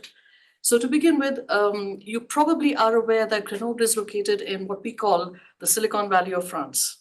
So it's surrounded by a lot of companies that are in the high-tech sector, in the innovative sector. Vicky, you've been to Grenoble recently, so you might have been made familiar to all our surroundings. We have a lot of nanotech companies, biotech companies. We've got the Hadron Collider in the city of Grenoble. We've got lots of labs, lots of laboratories that are collectively managed by universities. And we are very fortunate to have what we call the Giant Campus. Now, Giant is essentially an abbreviation for Grenoble Innovation and New Technologies. So that's the Giant Campus, and we are part of it. So Grenoble École Management is part of the Giant Campus. And our hope is to be able to create a new hub of technology of the high-tech sector within the city of Grenoble. So that's a little bit about our ecosystem. I also wanted to talk about the fact that Grenoble is, after Paris, the first city in France that offers careers in the research sector. So we are very research intensive. We happen to have a lot of PhD students around us, both in the university as well as at GEM. So that is the ecosystem within which our school is located. Now, with regards to GEM strategy, as you know, and as Philip has highlighted earlier, GEM strategy is to be a leader in the education of in higher education in France, with a special focus on managing technology and innovation, which is part of our DNA, but with the objective of creating a universe or an environment which is much more just, fair, and responsible. So our objective is not innovation for the sake of innovation or leadership for the sake of leadership, but towards the creation of a much more fairer, much more just, and much more peaceful world in the future. So that is where we are coming from as Grenoble École Management. Now, I had on my slides a full description of how GEM focuses on MTI, managing technology and innovation, in terms of both faculty research as well as teaching. So with regards to faculty research, we have, if I'm not mistaken, about 9 research teams, out of which there are 5 that focus on technology and innovation in one form or the other. So it's either the focus on the energy sector, or the focus on inclusive sustainability, or the focus on economic peace. In one way or the other, there are 6 out of 9 research teams that focus on innovation, technology, and a sustainable future. Continuing with the same theme of how faculty research feeds into creating a sustainable future, we have several research chairs. We've got about 6 research chairs, out of which at least 6 focus on the same theme. And here I would give you the example of the Health Trust Chair, which focuses on innovations in the area of health, but towards creating a better environment for patients and practitioners alike. So then again, you have, in a recent survey that we did at GEM, out of 110 research active faculty, there are at least 50 faculty members that talked about addressing innovation in their research in one form or the other. Not everyone addresses innovation in exactly the same way. For example, Gurinder Singh ji talked about my husband, who addresses the strategic side of innovation. I, on the other hand, study the culture side of innovation. So in other words, what kind of learning cultures allow innovations to flourish as opposed to other learning cultures that do not allow it to flourish. So my focus is more on the human side of technology. And there are many other colleagues that I have that take a critical management perspective towards technological innovation in the workplace. So what are the negative sides, for instance, of having too much reliance on technology and innovation in the workplace? What kind of impact does it have on human relations? So that is a part about GEM's focus on faculty research in the area of technology for a sustainable future. Thank you. So I think I've mostly spoken about the ecosystem. And here you have the beautiful Beldon mountain range, which I see every morning from my sitting room. I've talked about the giant campus. I've talked about the focus on biotechnology, nanotechnology, the number of laboratories that we have run jointly by different universities, and the giant campus. So GEM's focus then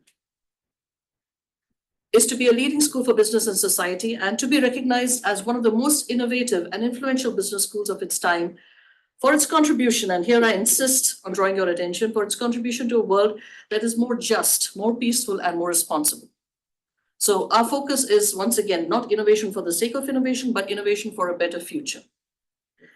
I have talked about faculty research, I think. So I mentioned 6 of our 9 research teams. So here you have more information about them. Take the example of energy management or finance, innovation, and governance, for instance. So there's a focus on innovation in all of our research teams, but they look at innovation in a slightly different way from one another. Out of the 5 academic departments we have, there's one that is completely focused on managing technology and innovation. And as I mentioned earlier, out of 120 research active faculty, there are at least 50 who address innovation in one form or the other. Out of the research chairs, and I think there are 6 of those, there are 3 that are focused on managing technology and innovation. So I give you the example of Inclusive Sustainability Chair, which is managed by my colleague and the Associate Dean of Research, Tipo Dodejos. Energy for Society Chair, Digital Organizations and Society Chair. So as you can see, there's a lot of emphasis in innovation or emphasis on innovation in the faculty research. But it doesn't stop there. It continues with our teaching programs. So when you look at the 13 new MSCs that have been created and launched this year, 5 of them focus on technology in one form or the other. You've got MSc in Sustainable Finance, which is a very interesting program, MSc Innovation and Entrepreneurship, Management for Sustainability Transitions. So once again, technology in the service of a sustainable future. We also have 6 advanced master's programs that focus on technology in one way or the other. I'll give you some examples. Masters in Digital Management and Information Systems, for instance, Advanced Masters in Big Data, for instance. So we have a lot of focus in both research as well as teaching on the use of technology or on the management of technology with the focus of creating a better world. And now finally, the third and final topic of my presentation, which is the Doctoral School of GEM, which I head up. I'm very fortunate to be working with a very nice team of colleagues. There are 3 academic directors who manage the 3 doctoral programs that we currently have. There's a DBA France program, DBA US program, and a PhD program. And I wanted to show you what the doctoral school is about and what do we do to focus on managing technology and innovation towards a sustainable future. So I wanted to give you a few examples. The doctoral school serves the academic and business community by developing rigorous and relevant research to promote scientific knowledge, to make a difference in practical and real organizations. So since we have a DBA program, we have as much a managerial and practitioner focus as we have towards academic research through our PhD program. We promote the unique expertise of Renault Bricolder management in the area of managing technology and innovation by delivering doctoral level training programs and expertise to our knowledge community of stakeholders. Once again, the emphasis on reaching out to the stakeholders and sharing with our stakeholders, serving the interest of our stakeholders remains our priority. As I've said, we are lucky to have the kind of program structure that we have, the kind of existence of the doctoral school that we have, because it has allowed us to stand the test of time over the past 30 years. The first DBA program was created in GEM 30 years ago. It is one of the oldest DBA programs in Europe. And it is thanks to our team, the dedicated team of the doctoral school, that this program has not only survived, not only existed, but also flourished over the past years. It has expanded to 2 locations. It is offered on the French campus in Grenoble and also now in Paris, but it's also offered in partnership with the Woodbury University in California. So we've got that going on the side as well. And we are now looking to create more partnerships with other universities. And Philip has been informed that we are trying to move towards markets that we have not explored previously. For example, we are moving towards South Korea, we are moving towards Canada and towards Switzerland in our partnership agreements. We also have a PhD program that was launched 10 years ago and which has been flourishing. And why do I say that? I say it on the basis of where our current graduates are employed. They're all employed in recognized universities in the UK, in the US, all over the world, really. They've been publishing very well, and they are now all tenured professors in their own areas. We currently have about 110 DBA students enrolled across the 2 sites and 28 full-time PhD students. These are inherently different programs in the sense that the DBA program is a part-time program for working executives, and the PhD program, on the other hand, is for younger students who are willing to spend their time on campus in Grenoble, 9 to 7. I wouldn't say 9 to 5. So this year we've introduced a few innovations in the DBA program. So we've offered 3 specializations, which are once more aligned with our DNA. One of those specializations is managing technology and innovation. The other, as you can anticipate, is sustainability. And the third is managing and leading people. So this takes me back to the 3 keywords that Professor Trehan had raised in her short talk. There's leadership, there's technology, and there's sustainable future for all the different stakeholders around us. I give you a few examples. I'm not going to read all the topics that I have there, but a few examples of DBA thesis topics that our students are presently working on. You'll find that there's a lot of emphasis on digitalization and digital transformation. So you've got digital transformation up there, then you've got digitalization somewhere else, transition, digital transformation again, and then again somewhere here in the last topic, digital transformation again. So there's a lot of focus on digitalization. There's some focus on cybersecurity. There's also focus on artificial intelligence, blockchain. As you can see, these are the areas that our students are interested in working towards. But their focus remains on how this information or how this research, these research topics can serve the interest of the larger society. With regards to the PhD program, again, I give you examples of the current ongoing research in the area of managing technology and innovation that our PhD students are engaging in. You can find references to R&D. You find references to artificial intelligence, technology, the impact of technology on learning. And from the critical management perspective, how does technology influence the world of work? How do people perceive workspaces and work experiences differently because of the interface of technology? So that's another area that our PhD students are working on. So in conclusion, then I wanted to stress upon the ecosystem of Grenoble management, which has given us the opportunity to focus extensively and deeply on the topic of technology and innovation, to integrate that within our DNA.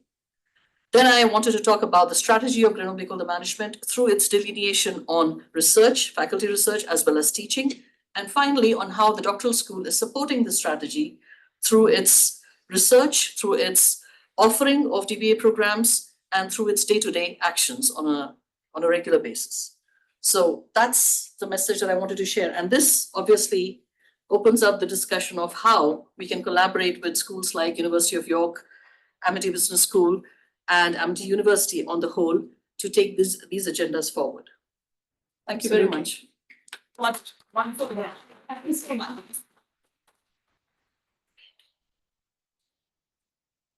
Switch this off, I guess. Yeah. What Please is start. the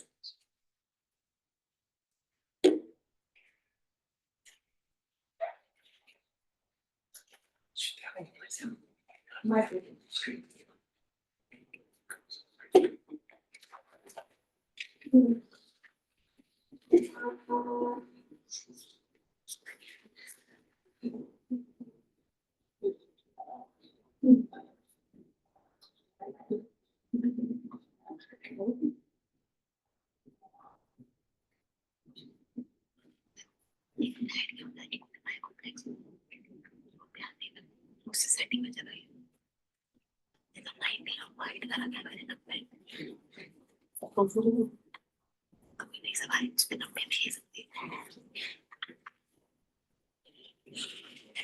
I request our Group Vice Chancellor, sir. Sir, in your presence, we will have the signing. I'm already carrying these agreements already signed by you. So that's your pen representing your side of the signature. And may I request Professor Monin to please sign.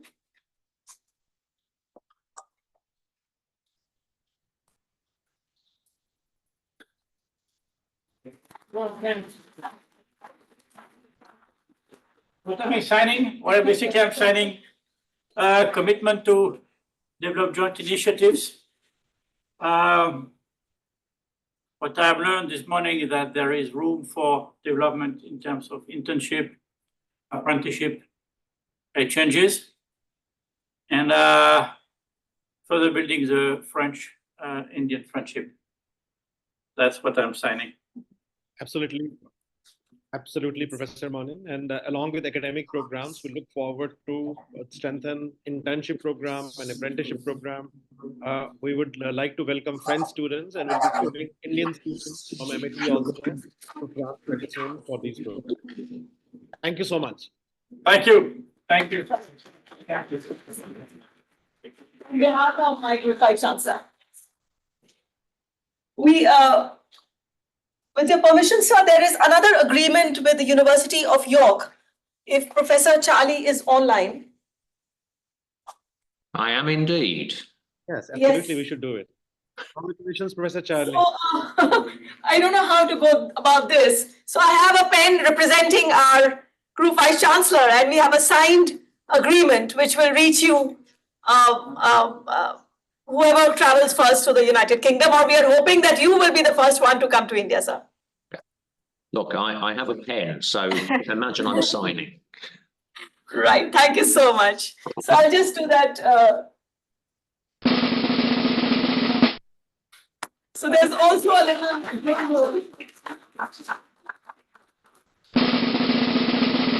So one was for the other one. The days of virtual.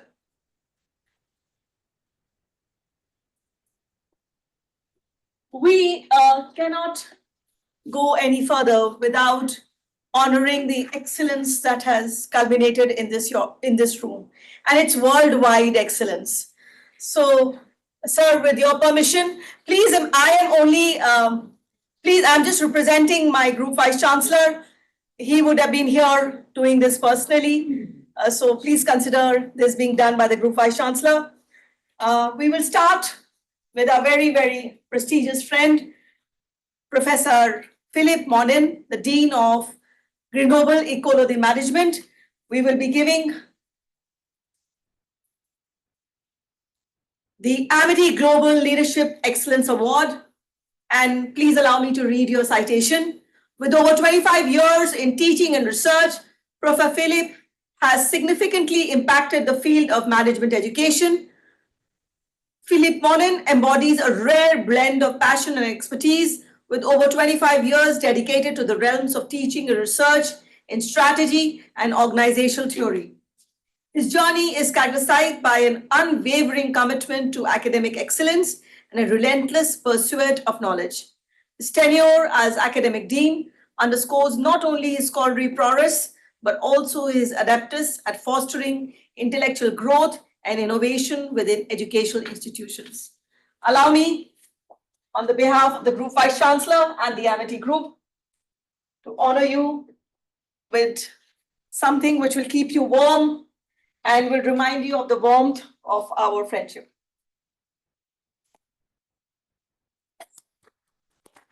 Thank you.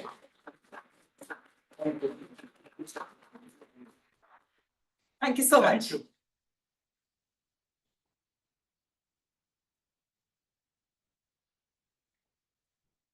The next award, the Amity Global Leadership Excellence Award, to a very good friend of our Amity, Professor Charlie Jeffrey, the Vice Chancellor and President of the University of York.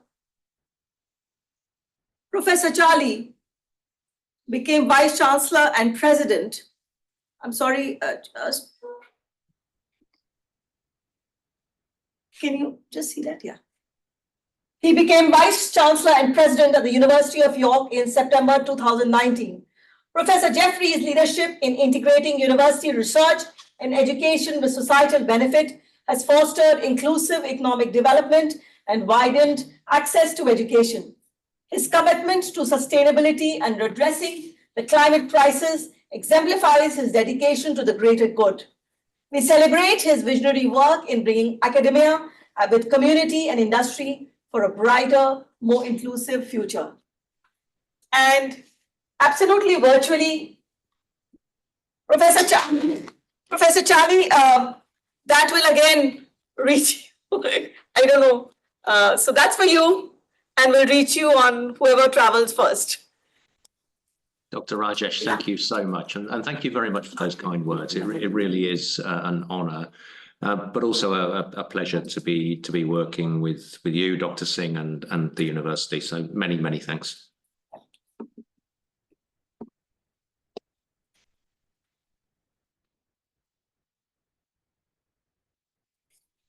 Our next award to, again, a very dear friend and somebody who will shape futures of thousands of students who are likely to travel to Europe, the Amity Global Corporate Excellence Award.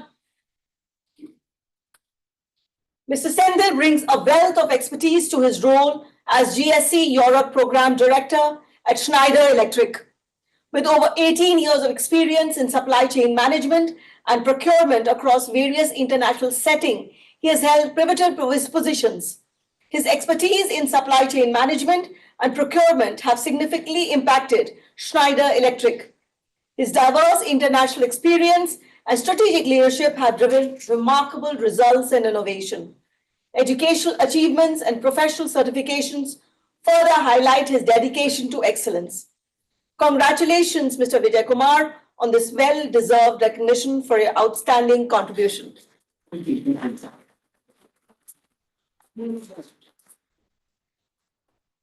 So, yeah. So on the behalf of the Group Vice Chancellor, we honor this award. Thank you so much. Thank you. So I got my 5 minutes, just Yes, to go through the please. slide. Yes, we'll just, there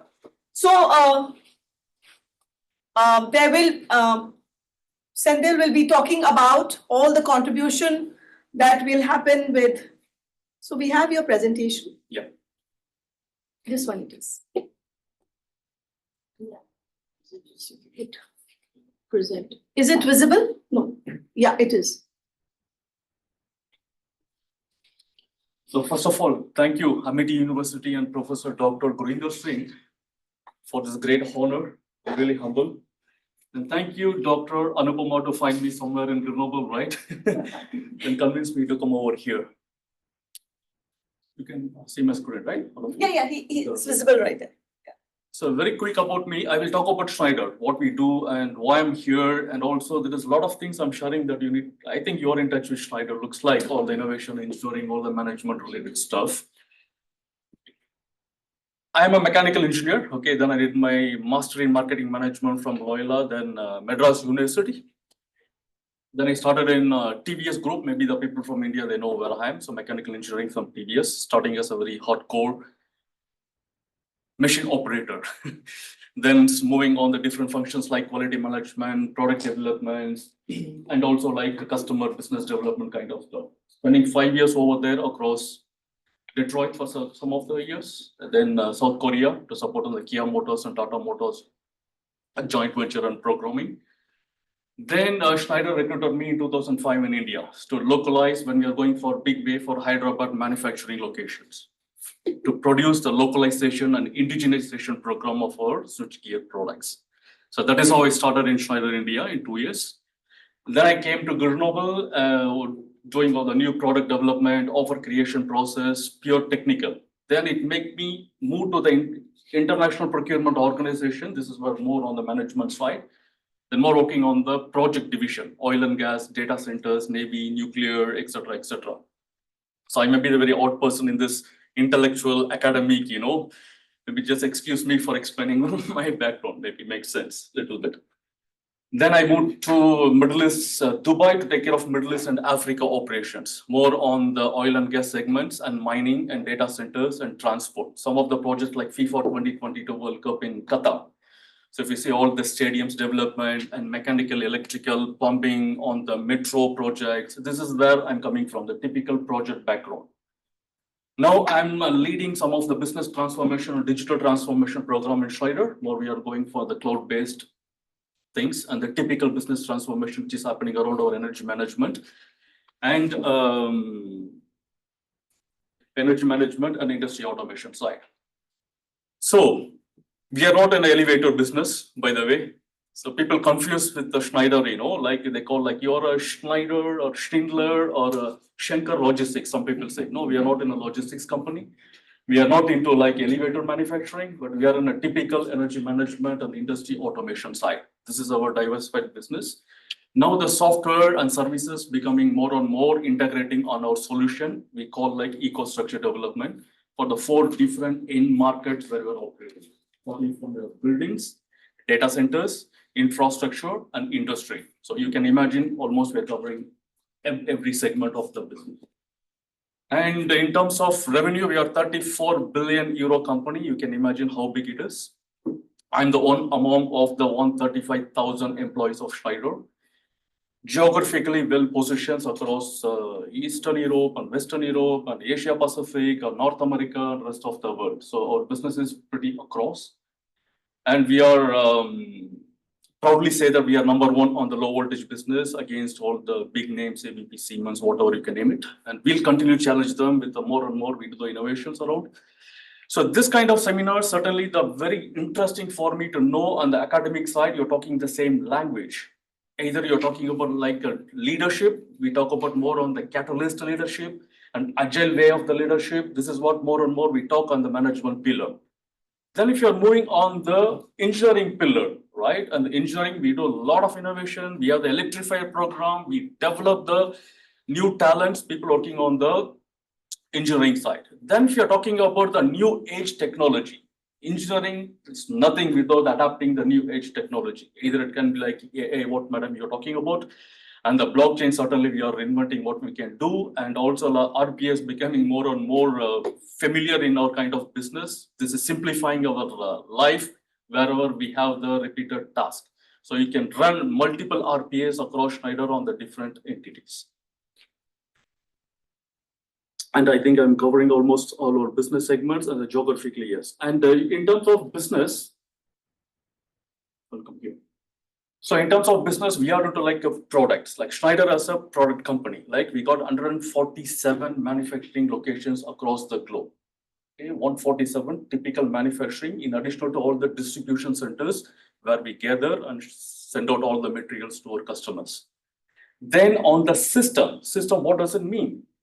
Our customer not only buying the products, they ask us to give the complete EcoStruxure solution. Either the solution going for the data center application or go for advanced distribution management. There are many interesting projects what we're doing in Cairo. The entire Cairo, the Egypt network, right? This is we are revamping. You can imagine the Cairo city itself. We are revamping with advanced manufacturing DC distribution systems. Such a complex and critical and cream project. What Schneider we are doing it. Then moving to on the system projects like in a data center, all the web giants like Amazon, Microsoft, Google, and Facebook, they're our global accounts.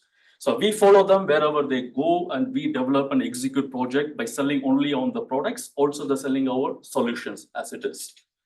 Then you name all the oil and gas companies, Petrobel, ENI, you name it, Total, Shell, British Petroleum, and they are our customers on this particular segment. I'm just giving some names just to connect what we do in terms of the EcoStruxure solution for this oil and gas. And all the bottling industry, Coca-Cola, Pepsi, you can name it, all this kind of industry. And the utilities, and the EDF, for example, well known for the France, we are partnering with them, we do all the projects wherever they go. And this is about our business model and EcoStruxure, and this is more talking about your engineering and new age technology, how this is connecting on your EcoStruxure solutions, what we do. We have the complete connected products. This is where we are core strength. We have the low voltage and medium voltage products. Then we have the edge control, which is taking us to connect on the both on the connected products and edge control. Then cloud IoT, you talk about all the AI coming up there and apps and analytics. This is the complete product as an EcoStruxure, well connected and a cyber secure. So this is what our selling point to all the different end market, what we are addressing. And then different segment. Renewables, yes, we do project on the solar and windmills for the Vestas is one of our main customer. And we do project for the Navy and nuclear. And Indian Navy and Mazagodok Limited with the DCNS, the French one. There's such a wonderful indigenization program we do. If you say like a Scorpion submarine, which is sitting on the Indian Ocean, the complete submarine electrified by Schneider Electric on the main switchboard or secondary boards. And we are into like a transport, all the metro projects. You can imagine Dubai Metro, Qatar Metro, the Saudi Metro, which is coming up. We are into this in North Africa side also on the transport projects. And we are into like data centers and oil and gas predominantly. And then if you see on the right side, this is our core competencies, the engineering pillar of the stuff, right? And we have the electrical distribution expertise and complete the prefabricated substation, right? We supply our equipment with completely the substation, like this kind of huge buildings, which is go to the onshore, offshore mining projects, oil and gas projects. These are our core competencies, what we do here. And this is my last one. So this is very interesting. This is a very fresh, very new program in Schneider. Employee value proposition, we call like EVP. What does it mean? This is the impact value, what we want to follow here. So then inclusion and teamwork. This is the foundation. This is the real foundation for our fundamentals, leadership, the one you are addressing this morning, madam. So this is what we call inclusion and teamwork as a main pillar for the foundation for the leadership, the qualities. You can talk any kind of leadership, capitalist or agile set. This is what we are pushing our leaders to go and dwell inside on engineering and new age technologies being adopted by the engineering team. Then mastery and curiosity, that is a foundation for the innovation. Everyone talking about this, right? You're talking about multiple time about the innovation. This is the program on the electrifier program in Schneider. The mastery, whatever you do, the mastery can be not only the technical side, even I'm the electrifier from the procurement. This is my strength or domain of expertise. There is electrifier, even I can innovate. Not only the technical guys can innovate, I can innovate whatever the way I can do that. We are doing that. We are executing the projects and making sure this project is globally deployed across the Schneider. On the simplification, nothing to forget about the customer centric. So whatever you do innovation, you adapt the new age technology, your management. End of the day, it should be everything customer centric and make the life of the people simplified. So we call free up energy, right? Then if you're talking about purpose and impact, P and A, action.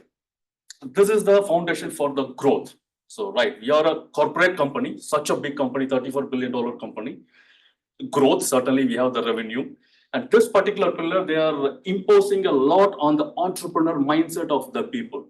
Okay, then they're connecting on the competencies, right? What competency we need on the new age, maybe for the students, the sales acumen, business acumen, digital transformation, don't we talk about more on the networking within and external. These are the competencies we give the value for the newcomers, even for the experienced people in the company. So this is our impact value, okay, start from us. And we are certainly, this is addressing and connecting all your management pillar engineering or your new age technology in the future. This is very fresh. We launched it only in March, 1.5 months. There's a lot of program around this impact in a Schneider. And there is a QR code. This is where I want to give us a gift to all of you guys. And you can scan, you can come to know the multiple internship opportunities in Schneider across globe. And feel free to apply. And if anywhere they're asking about any reference, let's see that. You can put my name as a reference. And we will see how it goes. And by the way, and we are partnering with the GEM Grenoble École de Management a long time ago. Yesterday, my HR called me and said, okay, we are already partnering with them. Now we need to see like what next we can do, what other programs that we can take it up. And in India, we are growing so fast.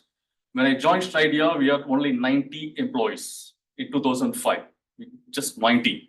With a lot of acquisition and merger, now we are around 60,000. So you can imagine that how big that we are in India. So that is a way I could say there is a lot of opportunities. Either program you can join and you can learn the corporate environment. We are also growing. And this is officially declared by 2027. We want to be a 50 billion euro company. It's not, it will happen certainly with all the impact values, what we are following that might be happen with more acquisition management, keeping in mind in the future. But this is our goal. By 2027, 50 billion euro company. It will happen. When I joined, it was 3 billion. Now we are 34 billion. So 50, it is like the trend. And all the big acquisitions are named Invensys, Telvant, you can name like APC. these are big names, right? And Ariba, T&D, transmission distribution entities. And we are growing, and there I could see like many opportunities. So we certainly, Professor Dr. Gurinder Singh will get connected with our top management in India, our country president, and also I'll put our HR VP over there in India. So they may have the good interaction, just see any opportunities that can be make sense or suitable for Amity as it is. And also we'll get in touch Professor Philip Mora once we are back in Grenoble. That's all I want to share about who we are, Schneider in a nutshell. So thank you for this opportunity again. This is really great for me to how it's happening, I'm completely away from this academics more. Sir, he has just Thank you. launched an internship program for our students. This is a scan code and they can immediately register. So that's a very big initiative by Schneider. Okay. Thank you so much. Thank you again. Thank you.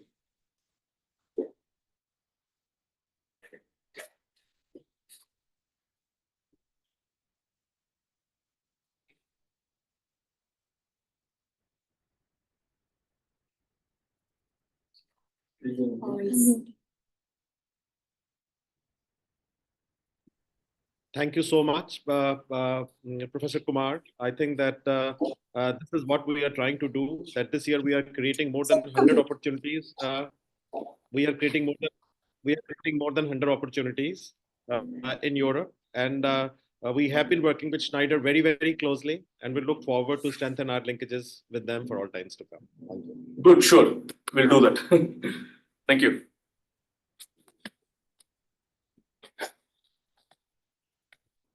It is my absolute pleasure and honor to award one of our oldest friends, a world-renowned academics. I think academics starts with, at least for me, it started with you.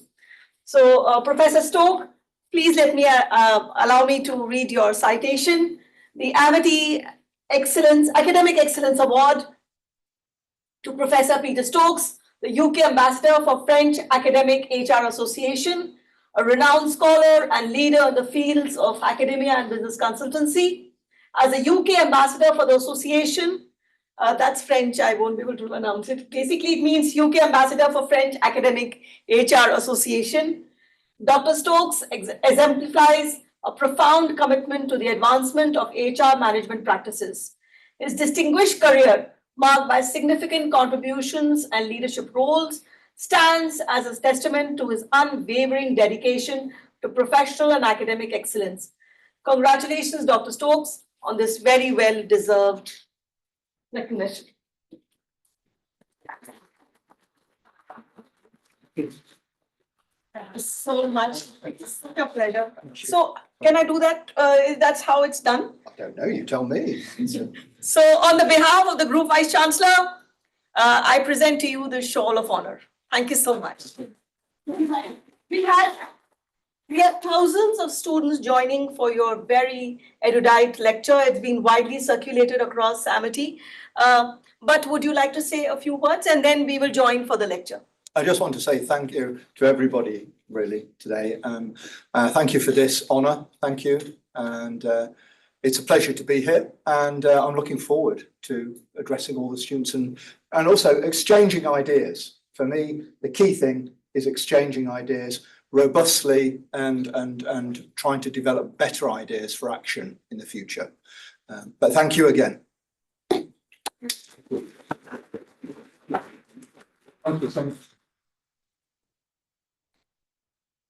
And next, Academic Excellence Award to, again, a very, very dear friend for over decades. Professor Dana has been responsible for so many publications. Sir, our London conference, the journal just came out and Professor Dana was the editor-in-chief. Allow me to read your citation. With an illustrious career that spans prestigious institutions like McGill and Princeton, Professor Dana is a beacon of scholarly achievement.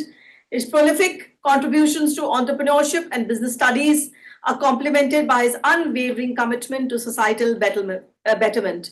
Professor Dana's dedication to both academic rigor and social causes makes him a true exemplar of excellence and impact.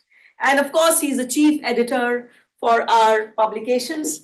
If you will allow me, on behalf of our Group Vice Chancellor, and you're really tall. It's a shocking honor on behalf of the Thank you very much. But please may I correct you because you say I'm a friend, but when I'm with you, I feel like you're my cousin. We've been writing emails together since so long ago. I don't know. I don't like to say because I like to think I'm young, but so thank you for being a wonderful cousin. Absolutely. Thank you so much. Professor Dr. Gurinder Singh, I have great respect and admiration for your leadership, for your vision, for your energy, and for all you do. And so thank you for giving an opportunity to thousands of people around the world. And my friends who are here today, thank you for being here today, because it's all of us together. All of us together. Really privileged. All of us together. Under your direction and with an exchange of ideas, as we heard a moment ago, then we get more ideas and more innovation that's good for social good. So I'm very happy to be here, and I confess to you, I think that my mother would have been very happy to know I'm here. My mom had amazing respect for India and its culture, and for France and its culture. And I lost my mom in the earthquake in Christchurch some years ago, but sometimes I like to think that she's still with us in spirit. And I see a confluence of two great cultures, two great peoples, two great ways of life, India and France. And so I'm enchanted to be here. As you can tell from my English, I manage okay, but I don't have the eloquent diction and sophisticated pronunciation as do our friends from York and I was going to say ECCH, shows you how young I am, right? From the case. So in fact, I was born in Canada. I should say I was born in French Canada. And when I was born, my father was not in Canada, he was in India.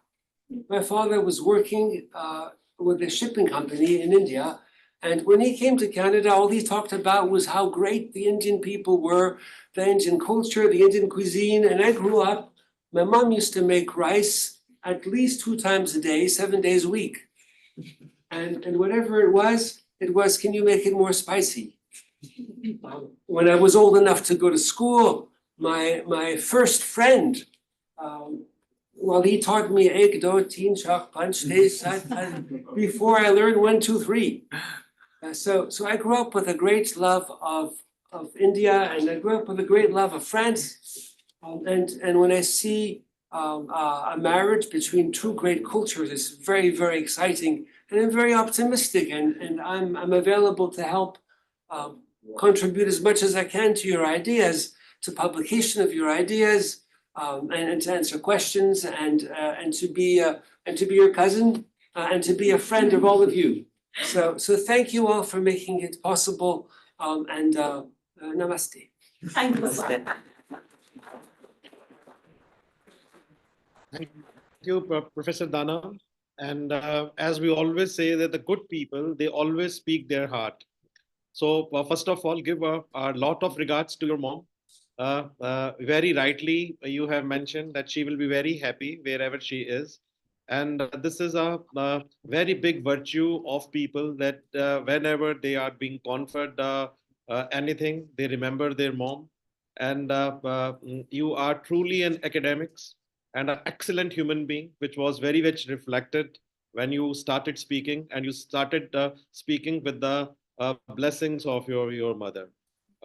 Also, at the same time, the whole world knows your significant contribution in the area of research. You are coming up with so many Scopus Index journals. One can see your citations, your H index, which is very, very high. And we are really happy that through this conference, we are coming up with 3 special issues. I look forward to working very closely with, and the entire committee looks forward to welcome you in the times to come. But for sure, This is just a beginning of our research partnership, and we will strengthen it for all times to come. Thank you so very much. Thank you so much for your kind words. And in my heart, this is only chapter 1 of many more to come. Absolutely. Thank you. Thank you so much.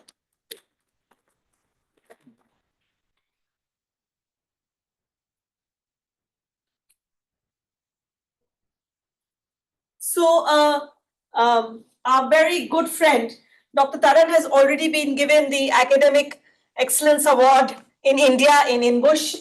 And may I request you to accept, and we accept this on the behalf of on our Group Vice Chancellor. So this was given to her in INBUSH, and I carried it so that it could be given in person.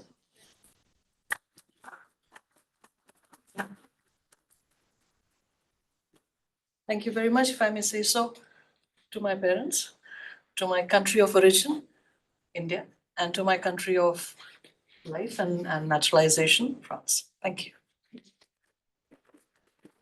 If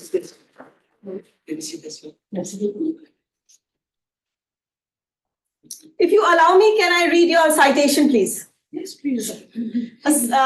The Amity, this was already done in INBUSH, but I repeat because this is so much better in person. Amity Academic Excellence Award to Dr. Taran Patel, a senior professor in the People, Organization and Society Department at GEM, also serves as the director of the doctoral school. A distinguished career includes pioneering work in diversity management and notable publications in international journals. Please join in me in celebrating Professor Patel's exceptional contributions to academia and global business education.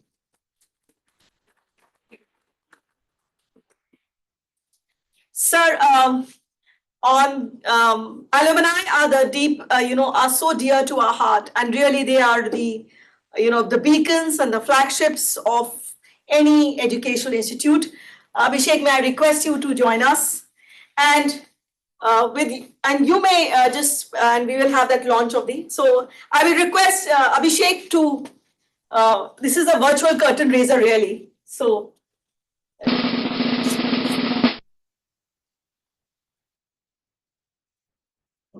So that's the Amity alumni, the launch of the Amity alumni chapter. And sir, over to you, sir.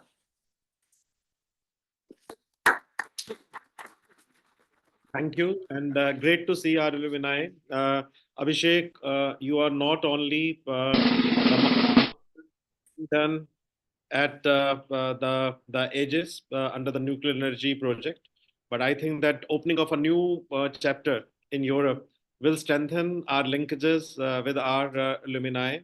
And at the same time, we foresee that hundreds of students from MIT will be coming to France and to Europe to do their internships, to do their apprenticeship programs, and to be working with the French and German and other European companies.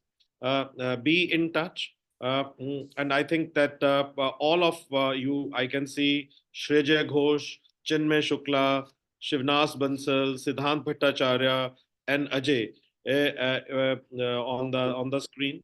All of you are the torch bearers, because you are coming together and you are starting this chapter. Our founder, who is watching you live, our chancellor, who is also with us and is looking at you, on their behalf and on my own behalf as a group vice chancellor, and on behalf of all our vice chancellors, all faculty members, we congratulate you. Take the flag of MIT very high. As I always say, that MIT is known in the world not because of anything else, but because of its students. We feel so proud on each one of you. Become success story. Our blessings are always with you. Thank you. Like to say, yes, I could say a few words. I wasn't prepared that I was going to say something, but it's always a pleasure. And I could just quickly give a brief background on how I came in touch with Amity. So people say always you have to take stairs to get over a success. So I could say like Amity was a big stepping stone for me where I am right now. So with the support of all the people, I did my bachelor's in nanotechnology at Amity Institute of Nanotechnology in Noida. And I think my faculty members and the environment Amity provided me really helped me to reach where I am right now in the master's nuclear. And it was through one of the MOUs they had with another professor that I got this opportunity. So I think, what I felt at Amity is like everybody sees the college life in a different way. But from what I could say in a final words for Amity, what I experienced was opportunity is there if you can look for it at Amity. So that is my final words for Amity. And I am always well connected with my teachers. I'm still connected with my teachers, even though I'm switching fields from nanotechnology to nuclear energy, but I'm still getting guidance from them on how should I approach my career or how should I do that. So I'm still connected. Like, I think it's one of the words from our founding president that once an Amitian, always an Amitian. So I think that's something really. And thank you.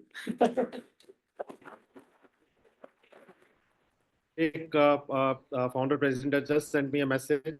He is sending his special blessings to you. But all of you are very close to the heart of your founder.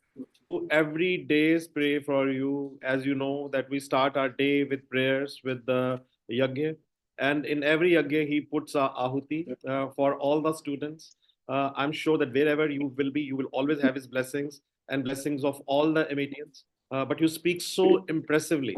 I was so impressed the way you spoke, and this was a spontaneous speech. May God bless you. Keep coming back to your own home, your own Amity family.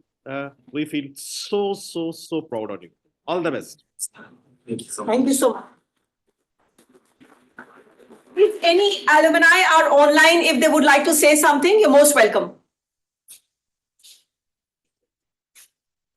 All right. So these are the virtual certificates being awarded to various alumni. They are at the moment virtual, but we are carrying hard copies of this and we'll make sure you get.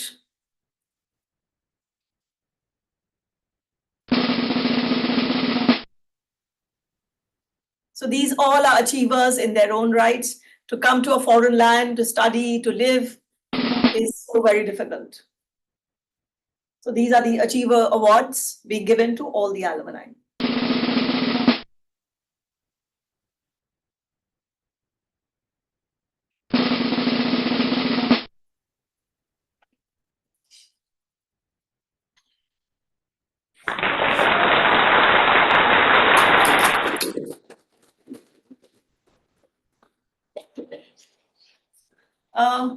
On behalf of the Group Vice Chancellor, please allow me to, sir, with your permission, may I deliver the vote of thanks? Yeah, please, by all means.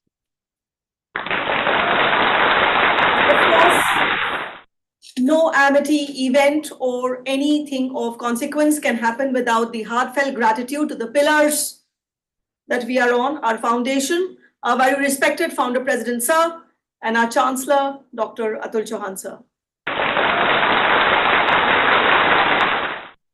Our very, very respected Group Vice Chancellor, sir, he's the wind behind, beneath our wings. We do what we do with all the motivation and support from our Group Vice Chancellor, sir, and Professor Monin. We have lots of friends, and I have these two special vote of thanks. So one, may I request Vicky to please accept this. This is thanks for traveling all the way. We have already given you too many awards, so we are not. So, but sir, on behalf of your kind self, I'm awarding this for a thanks. Thank you very much indeed. Thank you very much. And may I please? So, Director Campus, he's that very quiet person sitting at the back, and that's Gail. I hope I'm getting that. Name right. So please, on behalf of Amity, please accept this. Thank you very much. So much. Thank you.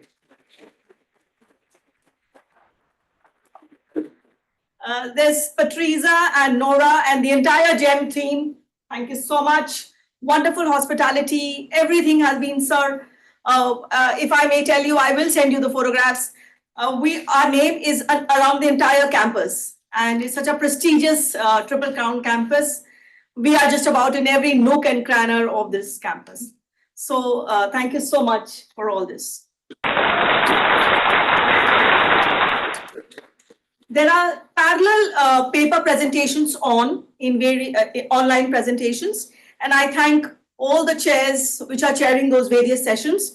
Dr. Patel, starting with you, Dr. Shikha Kapoor, Dr. Namita Sehai, Dr. Shipra, Dr. Sophia, Dr. Kritika Nagdev, and Dr. Meenakshi Srivastav. There are lots of these presentations, hence so many of them. All the abstracts of the conference are going to be published in a book by these publishers, the Science Publishing Group within ISBN numbers. That's just apart from all the publications Professor Dana will help us. Great. There are lots of organizing committees. So starting with the publicity chair, Mr. Pratiman, for all the the certificates, the advertisements, everything. Thank you so much. Special support to the India team, Ms. Flossie, Ms. Aditi, Ms. Himani, Ms. Soji, Ms. Preeti. There's so many supporting us. The IT team, there's a huge team working in India. We are across the entire world, and the thousands of students watching us in various parts of the world. Thank you, IT team, Mr. Kapil and Mr. Rinku. Because of our various initiatives, our website was getting, updated on a daily basis. The student committee, Group Vice Chancellor Sir, we have the most wonderful student team. Despite their examination, despite all their commitments, they've been at it day and night. So if Vedant is here and he can switch on his camera, so the Student General Secretary, Mr. Vedant Patil, so just a BBA BEDA student, but he has done wonders. And the General Management Head, Mr. Saksham Gupta, these are both 9+ CGPA students. Despite all the, their commitments to their CGPA, they have been at it day and night. And of course, the entire SAP team, the AIBS team, and all the students that are here. Thank you so much. And Dr. Nupma, if you permit, maybe that we can thank the entire team of IAD, because I think that they were behind the event. So give a huge applause to the entire IAD team who was working day and night. Good work for them. Yeah, their names were there, sir. And sir, I'm just wondering if we can get a group photo with you. So if we stand with you, maybe we'll get a group photo done. Is that okay, sir?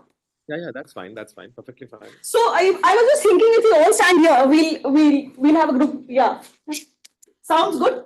Okay. We'll sit here. I think if we stand here. Or here? Come. Or here better? Wherever we see him. So if we switch it off, maybe then we'll get him right.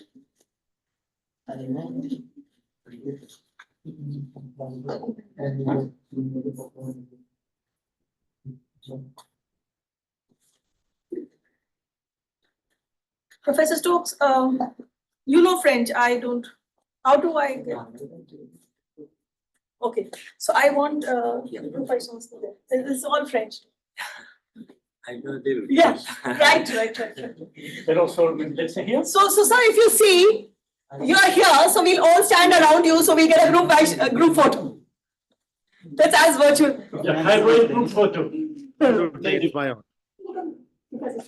Please come, please. Please. So we'll try not to, you come in. He's taller, I'll come in front of him.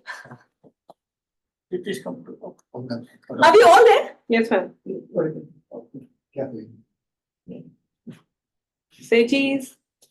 Take a few. Say cheese in Paris. Sir, if you allow me, the students have traveled all the way from India to present in our France conference. So, please join us. They have traveled from Bangalore, from Jaipur. Please introduce yourself to the Group Vice Chancellor. Hello, sir. I am Anadi this side from Jaipur. And I'm very Great, fortunate that I got this opportunity to be here. Anupama ma'am supported us with all the formalities that we had to do to come here. And thank you so much for the opportunity. Hello, sir. I'm Dr. Antam. Thank you and congratulations, Aditi. Great to see you. Keep Hello, it sir. up. I'm Dr. Antama from Manipal University.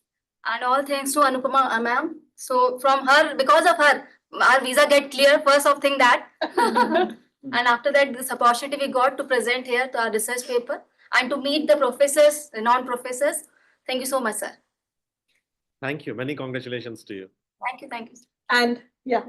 Hello, sir. I'm Priya Ramani, representing Sri Satya Sai Institute of Higher Learning, Anandpur. So I'm here today to present my, research in the offline mode. Many thanks to Dr. Anupama because all group vice chancellor. yeah, because my thing, everything like got in a very last moment, and she was the motivating factor for me to present it offline. Thank you so much, sir. Thank you so much, ma'am. Thank you for giving us this opportunity of this traveling all the way from India to present at a France conference. So we have lots of students here. We have about 35 students here. We not all fit in. So I'm just calling 3-4 class representatives. They will just come join. Just sir, there are 4 verticals of engineering. So I'm just calling those students to join us as a class representatives. There are about 50 students out here. Don't jump the group. Okay. Come. Come.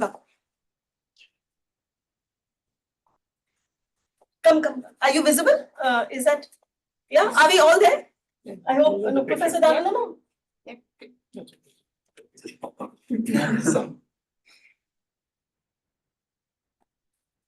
you so much. So we are breaking short for.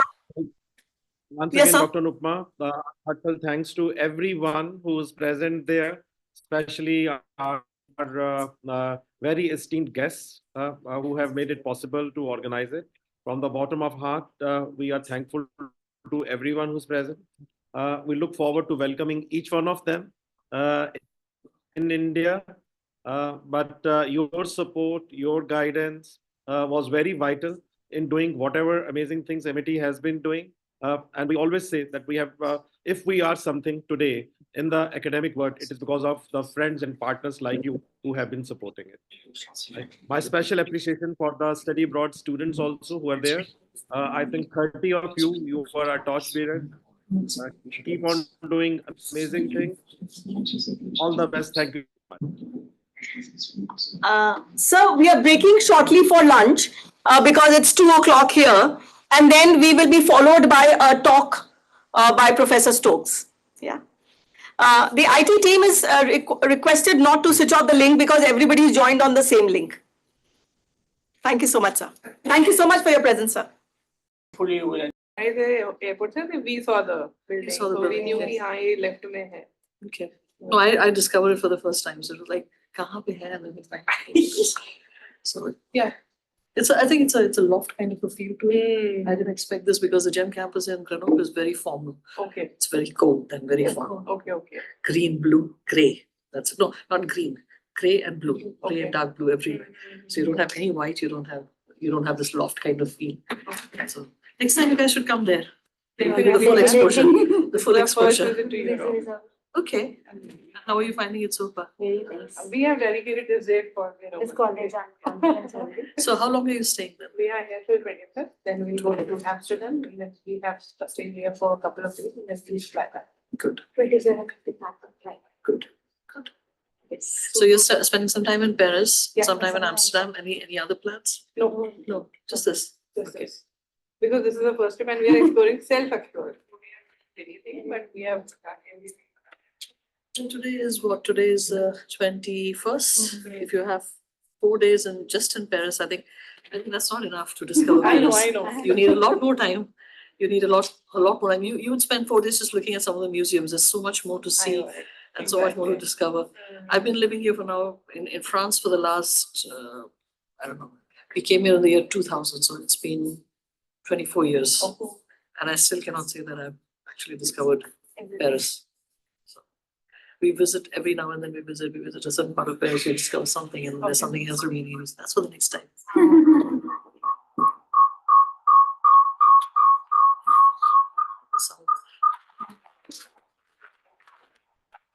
Peter, do you need any help with the tech?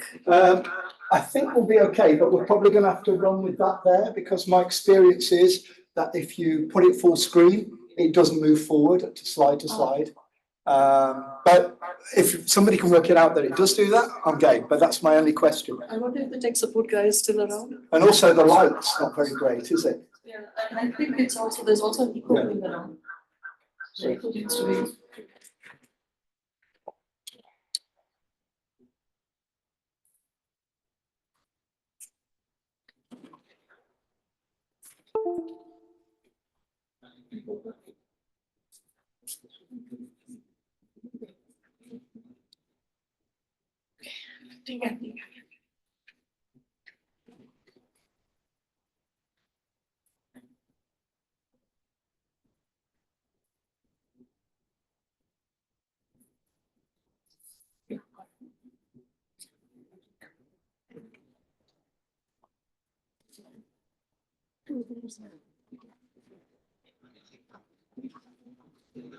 Yeah.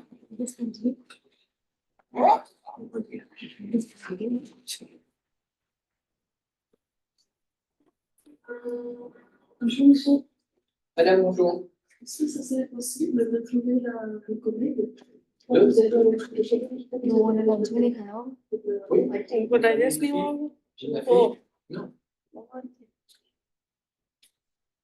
Ça se passe des soucis avec la. Oui, je comprends. Mais je vais l'appeler. Mais sinon, every rule. Do you need assistance? Trivial to ask. Do you need assistance? Là, je vais l'appeler. Ce sera plus simple, c'est ça? Vous entendez, c'est l'écho. Déjà, il y a un souci. Ah, il y a un micro à couper. Oui, oui. Donc, Vous l'avez pas coupé là? c'est l'autre personne qui va. Voilà. Oh,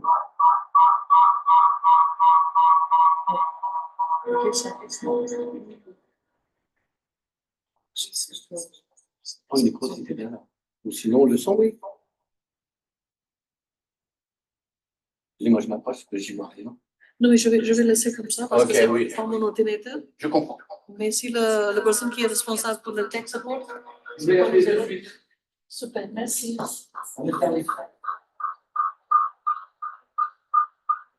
Et ça, c'est cold water. Ok.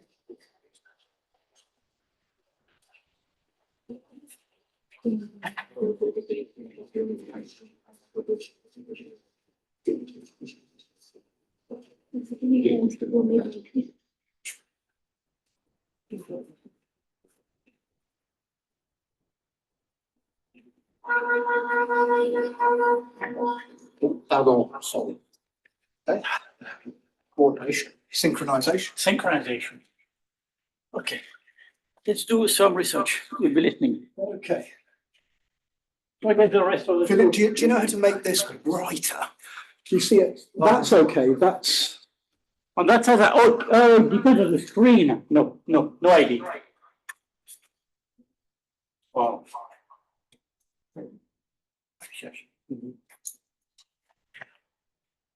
Yeah.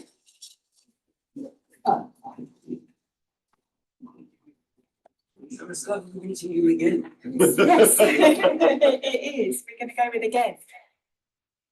Am I good to stay? Am I okay to stay? Yes. I love the way you just set me up. Relax, I'm going to sit back a bit.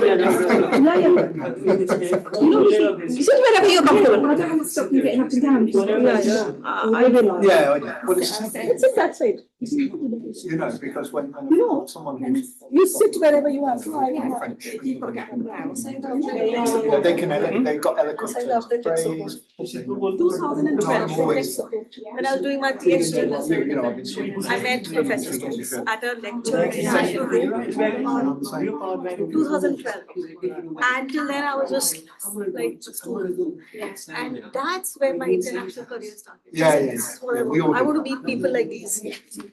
People mesmerize you. It's not naturalized. You know, the interesting thing is, of course, I'm telling everybody, so, you know, listen to him. there's all sorts of dialects. My life has changed because of him. Everything that I am in terms of It's internationalization. very because of him. standardized. Yes, yes, because l'Académie française. He's pressures on that guy, basically. He was saying the same thing. You're putting too much pressure on me. He'll be fine. He's had enough experience to cope with it. Look at his indices. That's not very educated English, but it's very common. He stole me my bike. He stole me my bike. It's like they've introduced a reflexive form into that doesn't exist. And we understand it. Yeah, yeah, totally. But I have a hard time saying Yeah. it. Good. We're chatting. Professor Dana, you were talking about mother. I'm very tired. I'm very tired. Philippe, I think we're going to act. That's why I am so, I will be able to do We'll this. check that.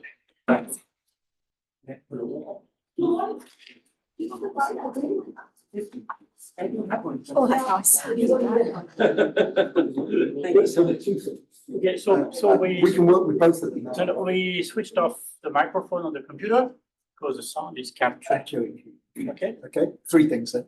Okay, and second is the light, if we could improve it. est-ce qu'on peut faire un peu plus brillant l'écran? Ah, ben voilà.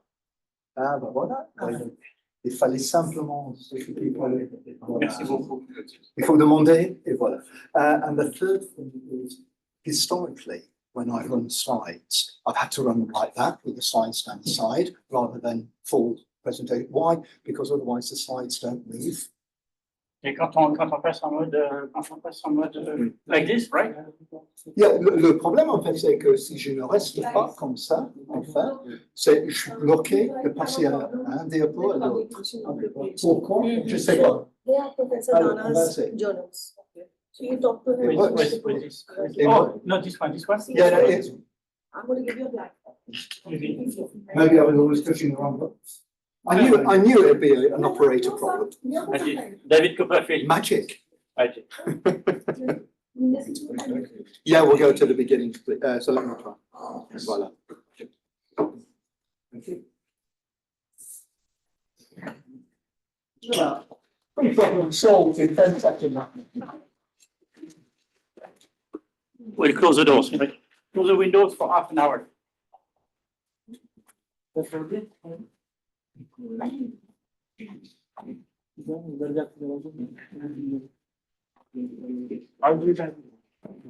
No, I don't.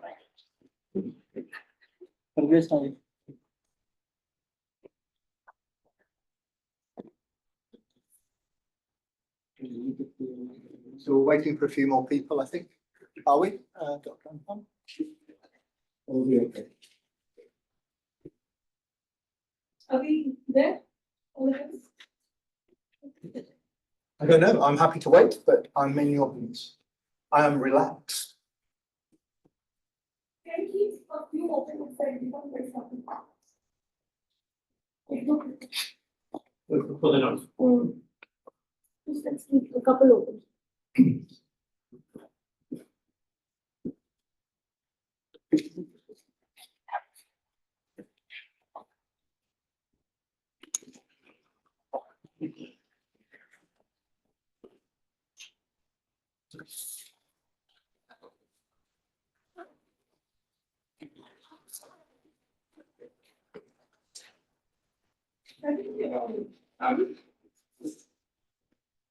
So did you go? Let's start. I think, are we all in? Are we getting to somebody? Yeah, I guess we can. I feel the moment's right. I'm feeling. Go with that feeling. Yeah, and they can join us later. That's fine. They're probably teasing. So good, lovely. Thanks very much, folks. My name's Peter Stokes. I'm going to be talking for approximately 20-25 minutes. I hope it's engaging. I'll take questions at the end if that's okay, just because we're on a time slot. Normally I'd take questions in the middle. I haven't got any references hardly in my slides. All the references are at the end, and most of them, not all of them, relate to work I've published over the last 30 years that explains where I'm coming from. So you can go, and I'm happy to send you any of the articles afterwards if some of them pique your interest. Okay, so what we're looking at, to start with the title, is this reluctant epochal transition. I'll explain that. That's really fancy words, meaning we're at a change moment And we've got a major transition, but I'm going to problematize that word transition in a minute. But we're in a big change, and we know we're always in a big change, but no, we're really in a big change, and I'm going to tell you why. And we're moving beyond modernistic model myopia. And what I mean by that is, and I'll explain in a minute, most models are predicated on a particular paradigm and a particular methodology, and that is deductivism, modernism, positivism, scientific experimentationism. A lot of the journals are dominated by that. And what I say in my talk, which I'm going to go into, is actually that's got value. You know, if ever I'm going to go and have a brain operation or I fly in a plane here, I want that designed by a really good engineer using positivistic, deductivistic methodologies, because I know that plane will fly and I know that brain surgery will be brilliant. I don't want to be operated on my brain by a postmodernist poet. Okay? We don't want that. Just not a good idea. But what I'm saying is these methodologies have dominated for a long time and they've got limitations. I'm going to talk about that.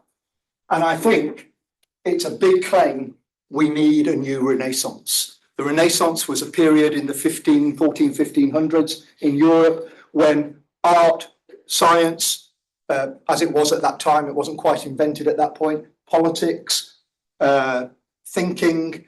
In fact, the whole condition of humankind was rethought by many artists and many commentators. So it was a big reinvention time. And of course, in the 1500s, it challenged the status quo.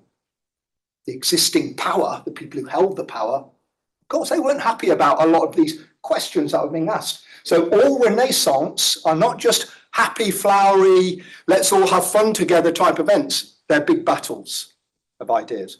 So that's the scene I'm setting. Okay, let's go. So we live in a world that has long required and been dominated by business models. We know that. Business models are everywhere. And we could, in fact, dedicate the rest of the presentation to talking about business models. But we're not going to. We're going to talk around them a bit. But let's take a working definition, if you like, an attempt to design, understand, analyze, and predict the dynamics between organizations and their environments and individuals, allowing the organization to compete and create value. That's just a suggested definition. That's not the definition. You could take holes in that immediately, but let's have it as a working definition and we'll put the holes in it as we go along. Business models have for centuries been a perennial and central part of the architecture, process and lexicon of managerial and organizational lives. However, despite several centuries of evolution, it's important to underscore that most business models are underpinned by positivistic and modernistic assumptions. And we shall explore those assumptions. But just before we do, let's note three key observations. One, most business people, and indeed a large number of academics, seem unaware of the extensive role and influence of positivism and modernism on business models, to the extent that when they are rolling out the latest business fashion or fad, they actually don't realize what paradigm is underpinning the assumptions that drive that model. And that could be agility, organizational ambidexterity, VUCA, it really doesn't matter. They're all underpinned fundamentally by positivistic and modernistic assumptions. And this influence has major implications for particular foci and goals when you're trying to set them. With a modernistic business model and conceptual hegemony, that means dominance, hegemony means dominance, there are potentially limiting issues to potential future business model development. And with the rapidly and evolving, and this is an important point, extreme landscapes of the 21st century, we shall talk more on that shortly, there is a risk of limitations and redundancy of business and modelling altogether.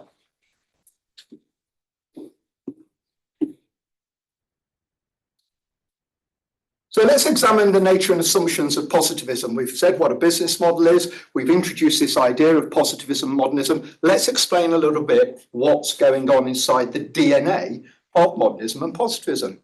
Well, positivism and modernism are based on assumptions of linearity, linear, that things logically follow on one after another in a nice, uninterrupted sequence.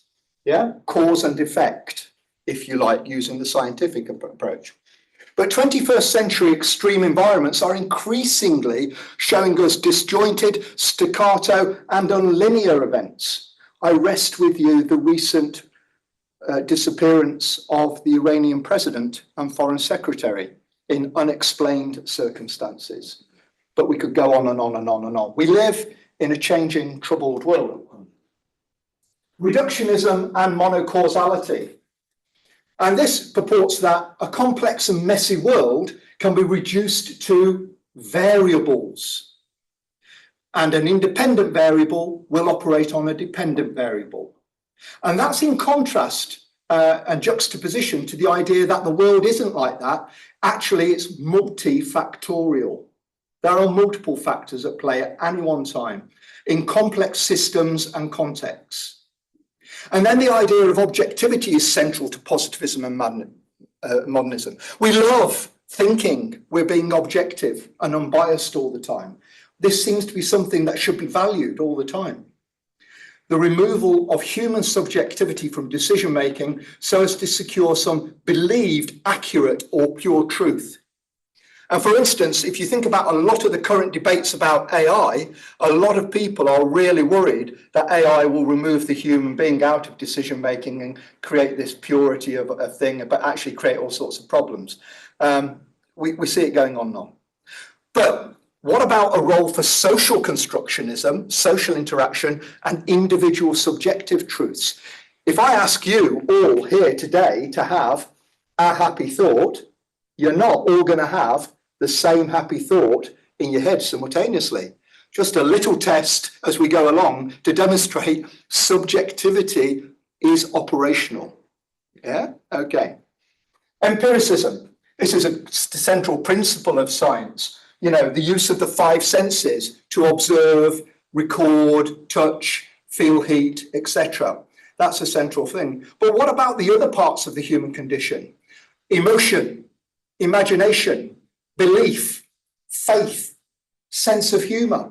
These are all integral parts of the human identity, all of which we were seeing in full operation while we were having that lovely lunch just now. We let the other side of ourselves out, yeah, outside of this setting. So we know that's an integral part too. So the implication of these assumptions about positivism and modernism is that the world is constructed and perceived in a particular way. Positivism and modernism create a world that is structured around numerical, capitalistic, and financial metrics. It is preoccupied with, for example, profit, return on investment, return on capital employed, share price, turnover, costs, prices. We risk knowing the price of everything and the value of nothing. Okay.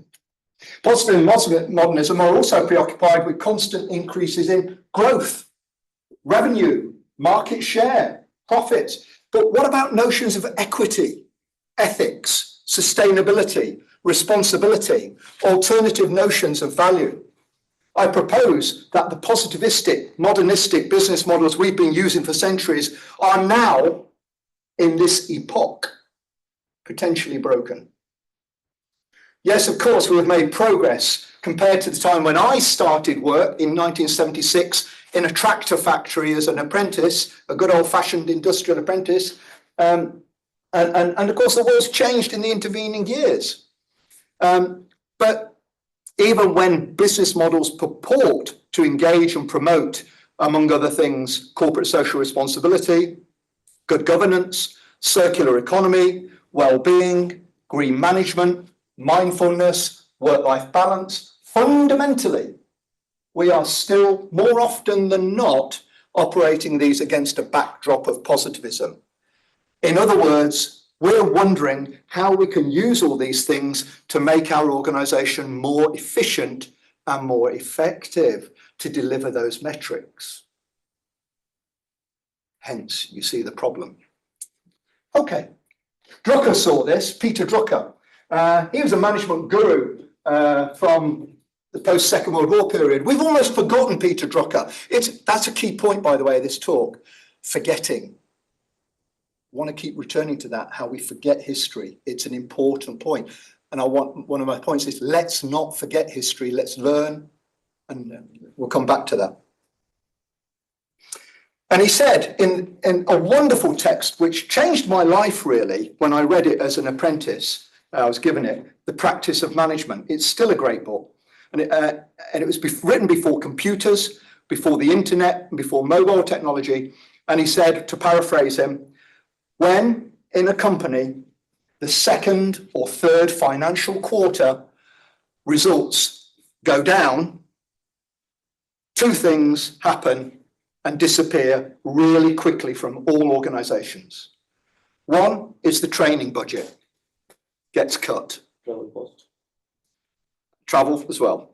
And the other one is the soap in the toilets. And he said, both are major strategic errors. And of course, what he's pointing at is immediately, because of this dominance of the positivist paradigm, we cut everything, strip everything back to protect all those metrics we need. Okay, so we're still there. When companies encounter positivistic financial results which are not to plan, the soft programs and nice to have programs get cut back. Profit and return are still the main game in town. But we are at a fin d'époque, the end of an era. Major changes are coming. There is a need for new lenses, a need to move from rhetoric to new realities. Stop living the rhetoric. Let's try and create some new realities and live them. But from where will they come? Well, let's have a little look using our idea of where that might be and where we're up to. Okay, so in this part of the presentation, we want to turn to consider the changing nature of the business management environment. In the post-1989, post-Cold War era, we appear to have moved from an atmosphere, however illusory that atmosphere was, of relative economic calm. Although we did have regular booms and busts during the period of the 1960s through to the 1990s and on, it was almost like predictable cycles we lived with and rolled with, and it affected some people a bit, but we rolled with it.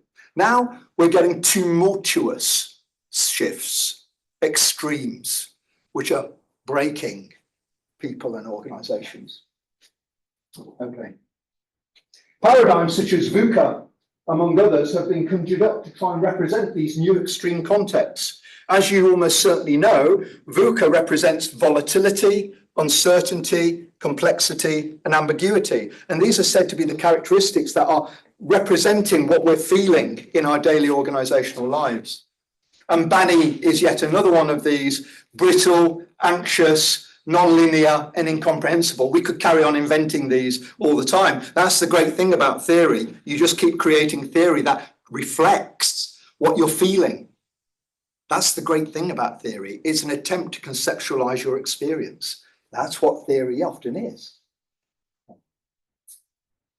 So I've written on all of these in French and English journals, and indeed even Indian journals, I believe, with colleagues collaborated with them.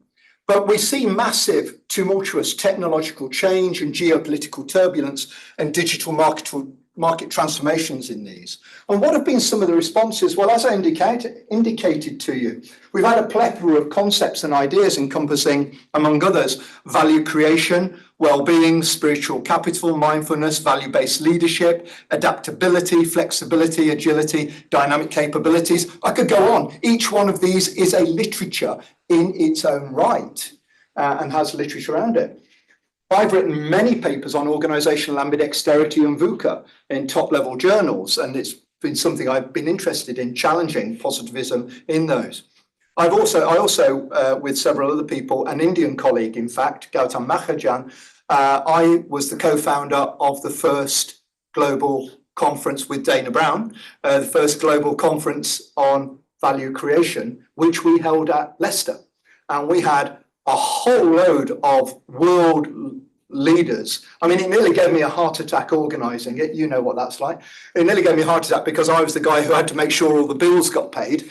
And we had to raise money to pay those bills. But we held that first conference on value creation. And now that conference is in its 6th year. I'm not involved with it anymore, but it's in its 6th year now. And it's still going, that idea of value creation, alternative ways of creating value, rather than the usual metrics. Okay. But even though we've done all this, business model frames are still positivistic largely, and they're still dominant and operational. And while global progress is being made, we've still got intractable major problems. Problems of climate change, environmental damage and resource depletion by organisations, the dominance of numbers and metrics as the driver of human behaviour in organisations, geopolitical instability linked to trade conflicts and modernistic protectionism by countries, widespread wealth and well-being inequalities across many continents, overconsumption and over-commodification in all aspects of life. But with the advent of social media, the individual and the self have become the product and the project. And most of the business concepts we have designed and evolved within a modernistic, positivistic way of thinking are not really solutions. They are just temporary fixes. They help us to alleviate the pain, but they don't cure the problem. While many claim to have awareness of all this, there's only a mixed and patchy evidence of real change and meaningful action. So this really means, importantly, we are in slow and reluctant transition. Not the radical transition we often feel we should be in the world or organisations. And this is a key theme, that we're in this transition that is too slow. And we know it. But we keep pursuing the same business models. So there's a real and urgent grand and primordial grand challenge. A need for alternative business models with which to address some of these pressing matters. And there's a need to revisit, reinvent, preempt, and respond to this paradigmatic constipation and myopia. Like all transitions, we're fast entering a survive or thrive decision point. This prompts a quest for new agendas and opportunities, and potentially a new renaissance of thinking. But from where will it come? Well, let's have a little look at using our idea that history is important and not forgetting histories. Let's just go back a little bit and see an attempt to challenge this positivistic hegemony. And some of you might have lived this. Let's take a little look back. It's dangerous to forget history because, as the Spanish philosopher George Santayana said, those who do not learn from history are doomed to repeat it. And we are. And by the way, as an aside to the personal aside to this, I'm very interested in military history. I see the contemporary rise and popularity and normalization of the far right in many European nation states only 80 years after our parents and our grandparents fought in the Second World War to defeat fascism in Germany, Italy, and wider Europe, and to defeat Japanese militarism. It beggars belief that we have not learned, and that somehow far-right ideologies are still coming back. It's just unbelievable to think we will fought a world war to stop that. And I believe in free speech and all that sort of thing, but it's a problematic question. In relation to business models, let's have a look at critical management studies. Now, critical management studies gathered momentum in the 1990s and has continued to have presence, although highly variable in the present day. I was a mature PhD student about 30-something, 38, 39, during this time. And I attended the first UMIST and Manchester conferences on critical management studies. I was there. And it felt like to quote Aldous Huxley in his book, A Brave New World, full of revolutionary fervour, hope, excitement, rebellion. Yeah. CMS approaches are grounded largely on sociological and psychological critiques from the 20th century French and continental European philosophy, and cite authors such as, for example, Bourdieu, Lyotard, Lacan, Foucault, Derrida, Gramsci, Habermas, Fromm, Horkheimer, etc. Much of CMS work also builds on in reaction to 1930s and mid-20th century Marxist and critical theory and human relations theory. So CMS is rooted in non-positivistic, non-modernistic, indeed one might say anti-positivistic, anti-modernistic thinking, such as post-structuralism, postmodernism, deconstructionism, actor network theory, etc. So what are the assumptions underpinning this sort of thinking? Unlike modernism and positivism, CMS embraces multi-causality. Events are not caused by linear one thing acting on another. Multiple causes are always at present. Human subjectivity plays a huge role in all this thinking, that human subjectivity is totally subjective. Changing multiple identities of people and organizations, a role for social constructionism, the fact that sense-making is created by myriad human interaction, and a question of accepted assumptions, values and beliefs and attitudes underpinning institutions, and a questioning of boundaries and the very notion of truth. So it can be seen that CMS was deployed often as an opposite to positivism and modernism. It took on positivism and modernism head on in a war. There's no doubt about that. It was a conflict. What changed? What difference and what contributions did CMS make? Well, they provide a sustained ontological and epistemological critique of positivistic and capitalistic work. They have deployed and provided many new perspectives on organizations, identity, power, gender, sexuality, values, and so forth. But in the face of hegemonic, entrenched modernistic mindsets, CMS and sociological approaches remain marginal.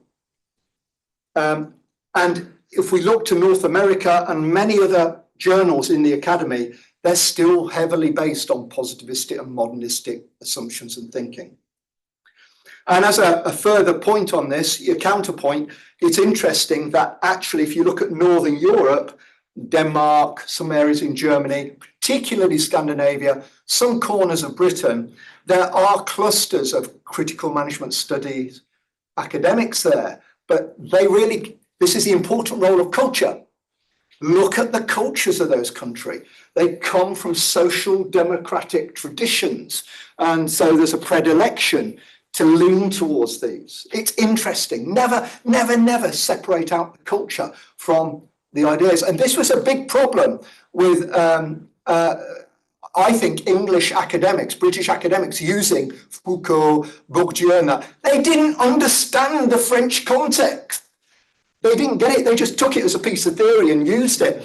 And actually, when you read Foucault and Bourdieu in the French, you understand he's coming from an epicentric, even though he traveled the world and lived in Sweden and everything, you've got to understand, just like an Indian scholar is coming from often a cultural standpoint. So it doesn't neutralize the ideas, but it conditions them. Well, we've got to think about that. We often don't in management theory. We just pluck an idea and we throw it in as if, whatever. But we have to say that CMS was une révolution manquée. It was a failed revolution. It didn't really change anything. And maybe the CMS community has often been its own worst enemy, often small-minded, cantankerous, ungenerous, disingenuous, ego-fueled, and conflictual, even to those inside its own community, as well as those outside. And the problem with many of its theoretical tools is they're very good at demolishing things, but they're not very good at building things that last. The problem is they're always challenging the assumptions underpinning things, so it's very hard to leave anything standing for very long to be able to build on it. And that's not great theory. Yeah, as many people can't. Okay, moving on. But it is a little case study, not in the spirit of we would normally write one. It is a vignette of an attempt to resist positivistic and modernistic hegemony. And we have to remember that this is a serious battle, because recently at a university in the UK, there was a whole department, I'm not going to mention which university it was, certainly not online. There was a whole department that was made redundant, largely because they were CMS-inspired academics and they were dispersed. So let's not think that these paradigm wars don't have real consequences on people's careers, lives, and everything. This is not just ideas we're talking about. It affects businesses and people and lives. Okay. Okay. But perhaps the grand challenge to positivism, will come through generational change. And we were talking about this over lunch a little bit. Just by chance, we slipped into it. But it's always interesting, I think, how things pop up in conversation. When ideas are coming to mature, it's interesting how you keep bumping into them in different places, I always find. You know, perhaps this will be a VUCA Bani-like tectonic plate that comes along. The German sociologist Mannheim was a key figure in developing generational theory in the 1950s. And he developed this theory really looking at Germany in the post-Second World War conflict. He noticed that German youth were very consumerist, very materialistic in the post-Second World War conflict. They wanted, to forget Nazism, of course, to forget the war and move on. And materialism, consumerism, and hedonism were a big part of this, and overconsumption. And that's how he started to develop generational theory. And what generational theory says is that every approximate 10 years, we get a different generation with different attitudes, values, and beliefs emerging due to the socioeconomic, technological contexts that are evolving. So as you can see, each group has different characteristics. So here, I've put the classic boundaries up. I'm not going to read them out, but you know, I'm a late baby boomer slipping into Gen X. I'm going to go for the more mature people in the room, but Leo, do you want to, who are you? Where do you think you fit? Are you a baby boomer or a Gen X? You're a baby boomer. Classic, yeah, okay. Philippe, can I poser la question? According to the psychology, I'm a Gen X. Yeah, you're a Gen X, okay. Yeah. So, of course, what we get is we get the later generations coming on being millennials. And in relation to potential change in paradigm perspectives, for most organizations, the baby boomers and Gen X at the moment, just at the moment, form the most experienced and long-serving senior executives in many organizations. But that is changing. They're approaching the end of their careers. Yeah. And they've grown up in very modernistic and positivistic environments for most of those careers. Many hours at work, loyalty to employer in the early part of their career, witnessed economic booms and busts, and have done many skill and technological adjustments to deal with technological change. And interestingly, it's interesting that I note that in our 2023 paper, which we published in Production Planning and Control, we noticed actually that during COVID, baby boomers were and Gen X were more resilient to technological challenges and change than the other younger generations who were interviewed. So we'll come on to that bit more in a minute. You know, it's interesting. So in contrast to baby boomers and Gen X in late career, we've got a Gen X, we've got millennials and Gen Z. Well, that's most of the rest of you, not all of you, but some of you in the room. Okay. And, you know, I see a lot of papers, as you do, asking the question, what are we going to do with the millennials and the Gen Zs? You know, we don't know how to handle them. They've got new ways of thinking. And I go, no, folks, guys, stop. You're missing the point. They're not coming. They're here. They've arrived. 50% of all managers are already millennials. and yeah, so it's a fact that we're not worried about how we're going to deal with them. They're running the show. Okay, so let's not forget that. And it's vitally important. So if we do adhere, as Philip quite rightly alluded to, if we do adhere to the constructs and claims of generational theory, because we can problematize this. This is just theory. We could challenge this very much so. But if we just roll with it for a moment, yeah, then of course, we know that millennials and Gen Z are radically different to baby boomers. And this has implications for business models and how they deal with businesses and organizations. And millennials and Gen Z are said to value task spent over time spent on the task. Value time. They don't mind spending lots of time on a task. That's fine. They just want it right. Authenticity and word and act. So if they think somebody on some website or that isn't genuine anymore, real, they get deleted. You know, they're gone. They possess strong ethical values. They enjoy and seek collaborative work, and they make sense of the world through digital communities. And they strive and have a strong sense for racial justice and sustainability, and they demand equality, and they value diversity, and they do not see differences. They just don't see differences between people. Now, that's really interesting, but even more interesting is Generation Alpha. They're the people who are still at school now. And I've got an idea here. So let's have a look at Gen Alpha. They're eco-aware, they're environmentally conscious, they cover the SDGs, the Sustainable Development Goals, automatically in school. That's just like ABC, it's like breathing, you know. They have a high exposure to social media platforms. They have a strong sense of understanding of sustainability and social responsibility. And they seek to strike a balance, more like millennials and Gen Zs. They strike a balance between on and offline activity. They almost have more awareness of that. Alphas are seen as an entrepreneurial generation who embrace innovation. They are citizen entrepreneurs in many ways, and they love eco-celebrities like Greta Thunberg. Scholars also note the extensive use of digital technology in their learning, and many alphas, perhaps even in emerging economies which are developing more and more infrastructure of education, as we are witnessing with Amity University, will obtain a university degree, unlike their predecessors in the millennials and the X's. But on the downside, alphas increasingly exposed to serious risk of privacy, defamation, victimization and grooming. They're subject to heavy marketing manipulation, and paradoxically, they have a bit of a learned helplessness, it's been noted in research, making alphas more prone to indulgent consumption as a coping mechanism. And much of their online activity is shared with parents these days.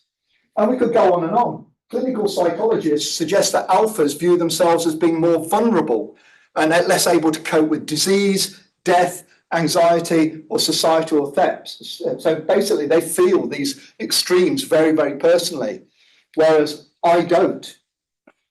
I'm a baby boomer Gen X. I'm as tough as old boots, but that's not necessarily a good thing. That's just a conditioning I had of growing up where I did, and it left me with other problems. So it's interesting stuff. So we've provided an impression of alphas, and these are the people who will be inheriting the planet after all of us, and its extant business models. So what, for these people who will be in the workforce circa 2030, what will it be like? And looking back at history, we can see a potent trend here, and this is another key point of the pendulum swing between reaction and revolution. We're always swinging, and we are in a country, France, that needs no historical lectures about the role of revolution and reaction. It's had a constant swing of revolutions and reaction throughout its entire history. But we are at such a point. And what I want to say really is that where are we up to in this cycle of revolution and reaction in relation to business models and generational change? Well, the young generations have recently rediscovered ideology. I remember at Buckinghamshire College Business School in the 1990s, a lecturer coming into me and saying that he'd just been teaching Thatcher's children. This was the 1990s, because they had no ideology. They just wanted to make money and be greedy. Well, that's changed. The young generations now are highly ideological and they have high value systems. And that's a massive thing that business models are going to have to take into account. And if we remember the words of the French writer, statesman and politician, André Malraux, yeah, he said, the 21st century will be spiritual, or it will not be. The 21st century will be spiritual, or it will not be. And what he meant was he was coming out of a century with 2 world wars, where we'd had major ideologies of communism, fascism, Nazism, Western liberal democracy, and it had been these tectonic plates of ideology had gone on in that century. And he was saying, we've got to do something different. And I agree. Given these are the generations who will increasingly populate organizations and decision-making roles in the coming 2 decades, what are the implications? Equally, will return on capital employed, share price, and such things have any meaning or sense-making for alphas, and indeed millennials or Gen Z, in fact? Will millennials increasingly challenge these limitations?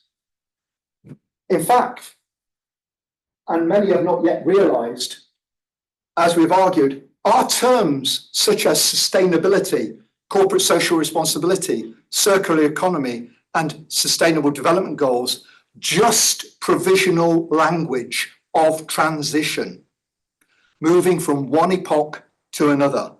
And so it transpires that millennials and Gen Z are only the transition agents. They're not the destination people. You're just agents of that transition. You're part of that small revolution happening. The alphas are the ones who are going to inherit the world in transition.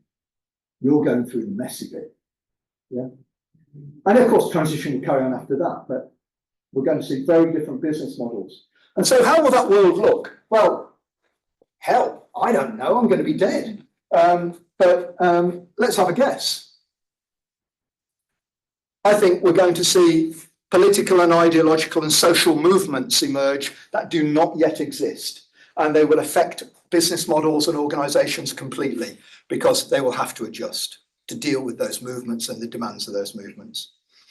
I think we're already seeing alternative online markets and worlds evolve, which people are engaging with. Bitcoin, other cyber worlds, it's already happening. So we're going to see that become normal, where people just live on the web. There'll be a revolt against large corporations and corporate product delivery. A revolt. There will be a revolution. Corporations will need to structure to survive, and many will probably break down into smaller units to be able to work and operate. This may even be demanded by alpha generation legislators and governments. The lexicon of customer and consumer will change within business models. It will become socially unacceptable language. Perhaps words like conserver or recycler, or even more epiphany-like terms like savior, will be used for people interacting with companies who have the correct values for the time. Digital and AI will become democratized. Meta, Google, and mega firms will be emasculated and disempowered. In 20 years, will these firms even exist? One can imagine a mass individual group or state legal action that demolishes these firms in one fell go. You don't think so? What did we say about learning lessons from history? Learning organization theory teaches us this. Eri Jagus, who was the head of strategic planning for Shell, said, remember, very, very few corporations survive more than 100 years. And if you think back about corporations which have disappeared, certainly in the UK, BHS, Woolworths, these are long-standing firms, they're gone. There's nothing precious about a corporation. They can be demolished overnight. Okay, there'll be new forms of organizing, and they'll be based on value-driven, justice-driven metrics rather than the traditional metrics. We're moving beyond and into new concepts of leadership. The redundancy of heroic leadership And that's across all gender spectra, not just masculine, we're already seeing. And we're already seeing the beginning of authentic, democratic and follower leadership. These will become even more heightened forms with the new generations. We've witnessed a lot of changes, but to conclude, what I would say is the Sustainable Development Goals themselves were only ever transitional terms. We talk about them as if they're final destinations. We're already failing on them. They're not going to be achieved. We're going to have to renegotiate them, just like a debt that a company has to renegotiate when it runs out of time paying for it. We're going to have to do the same. They're just part of the transition language, the SDGs. They're not the destination. They never were. And as we note, you know, if I took some, you have to remember there was a time when we didn't even know the words millennial and woke. So what language lies in front of us to describe business models in the 21st century, mid to late on? So to summarize for my final points, I've talked to you about transition and the difference between transition and destination. I've talked to you about generational theory and who might be the inheritors and who are the carriers in any given generation. I've talked to you about extremes and the need to start thinking about extremes as being normal, not exceptional, and that will happen. I've talked, you know, and I've talked to you about positivism and modernism, and what I've said is we actually just need a richer Renaissance palette of thinking rather than just that. That's what we need. There's nothing wrong with modernism and positivism, but there's something wrong with anything that becomes dominant. That's the problem. And it's as C.P. Snow, the scientist and civil servant, C.P. Snow, who in the post-Second World War era in the UK, in 1958, he wrote a book and gave a lecture and wrote a book called The Two Cultures. And what he was talking about was natural science and social science, and the way that natural science, chemistry, biology, physicist, and he was one of those, and social science, history, geography, English, the way they just couldn't talk to each other. And he said, we need them to talk to each other. And interestingly, I'm problematizing science. This is the role of history again, and I'll end on this point. He was saying all these civil servants who came from Oxford and Cambridge, they all could speak Greek and Latin fluently.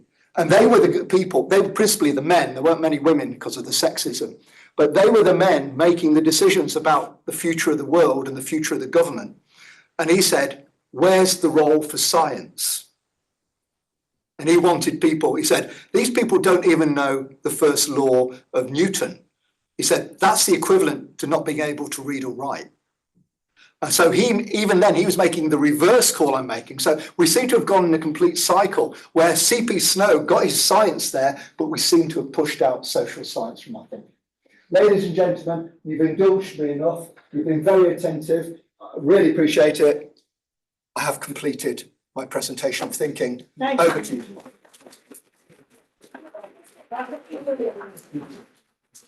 Well, thank you for the opportunity. There is no academic who doesn't make you think. Academics is what makes you think. Rest these days, everything is available on YouTube and all kinds of things and AI. But what makes you think is what a true academic is. You are a true academic, really. Do you want questions or we not got time? Can we take 10 minutes question? Sorry? We take 10 minutes questions and start with the kids. Yeah. Do you have questions? Maybe not questions, but. Question, we give you one. It doesn't have to be a question. No, but yeah, what? It can be a statement. It can be. What do you get from this?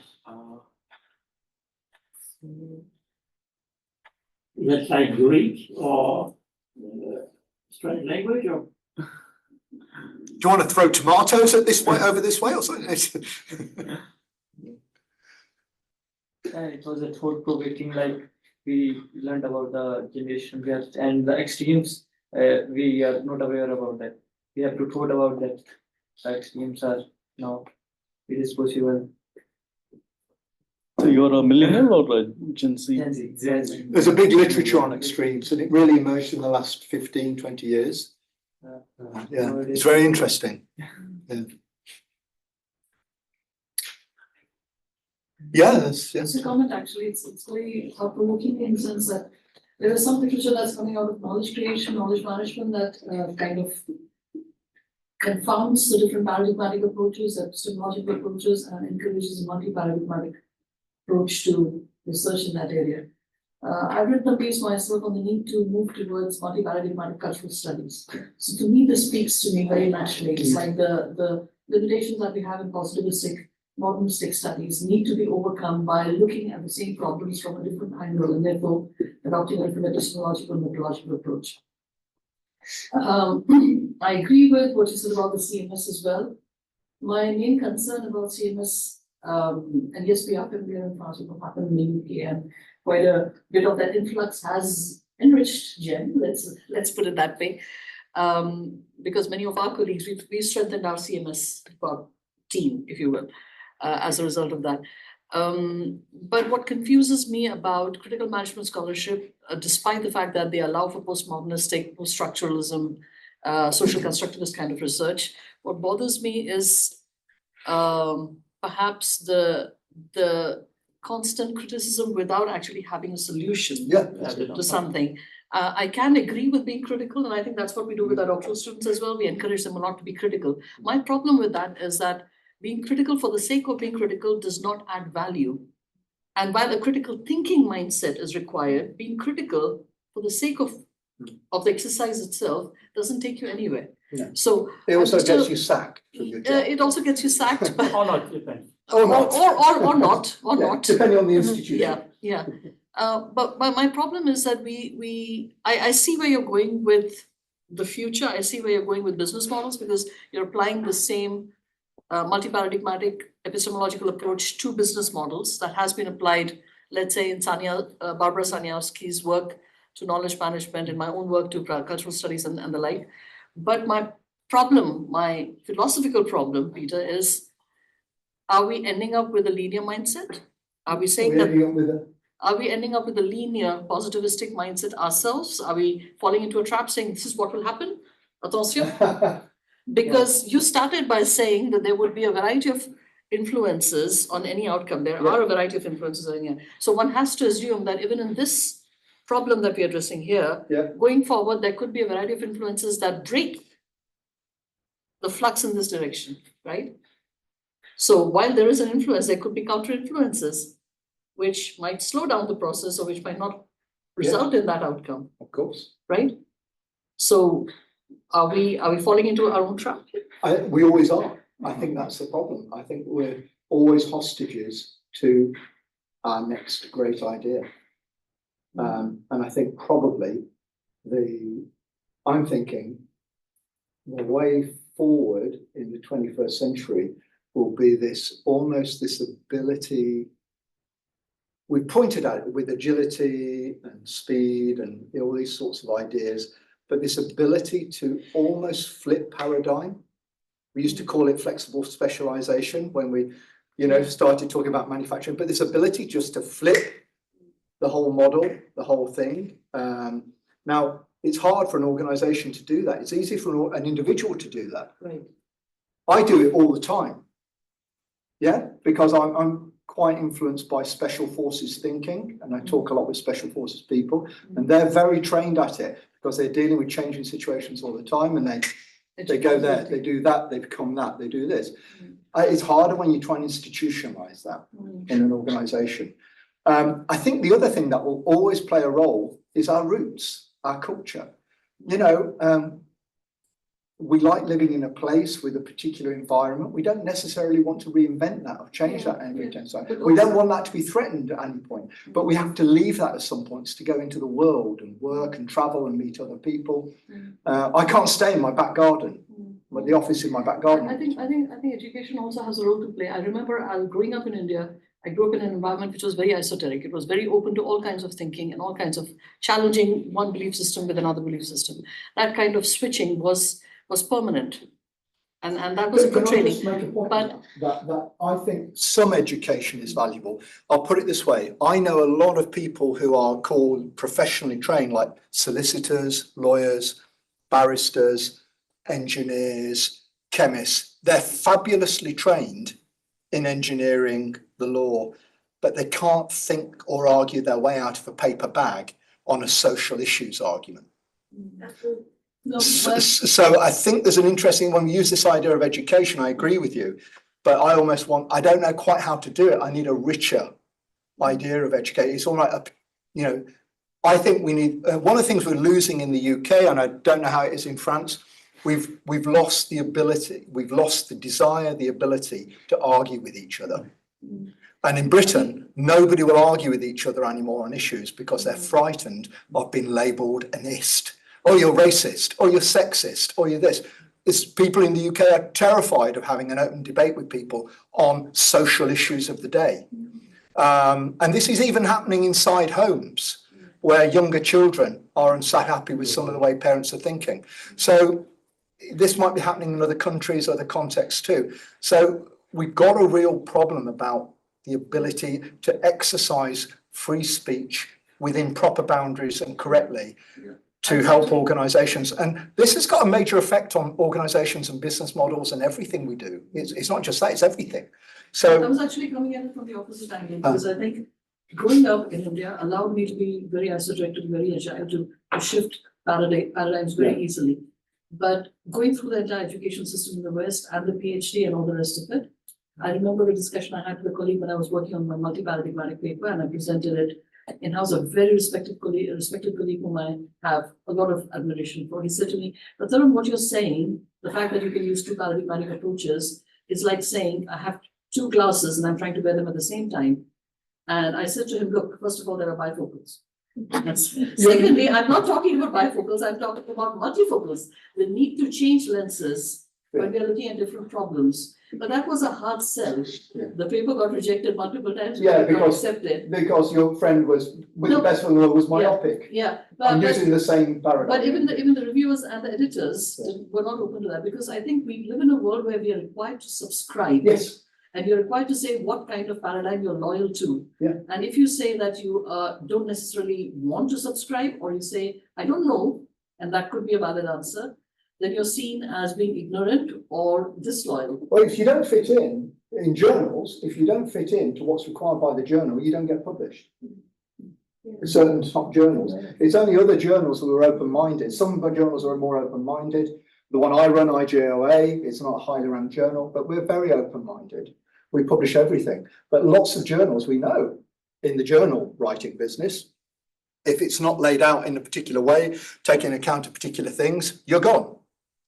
That's that myopia. I love that thing though, where this is the thing, this is a lesson we've all got here, metaphors. We all love using metaphors in arguments, but the terrible thing about metaphors is they're always easy to take and misappropriate and turn around on them, just as you did with your friend. You said, hang on a minute, there are bifocals.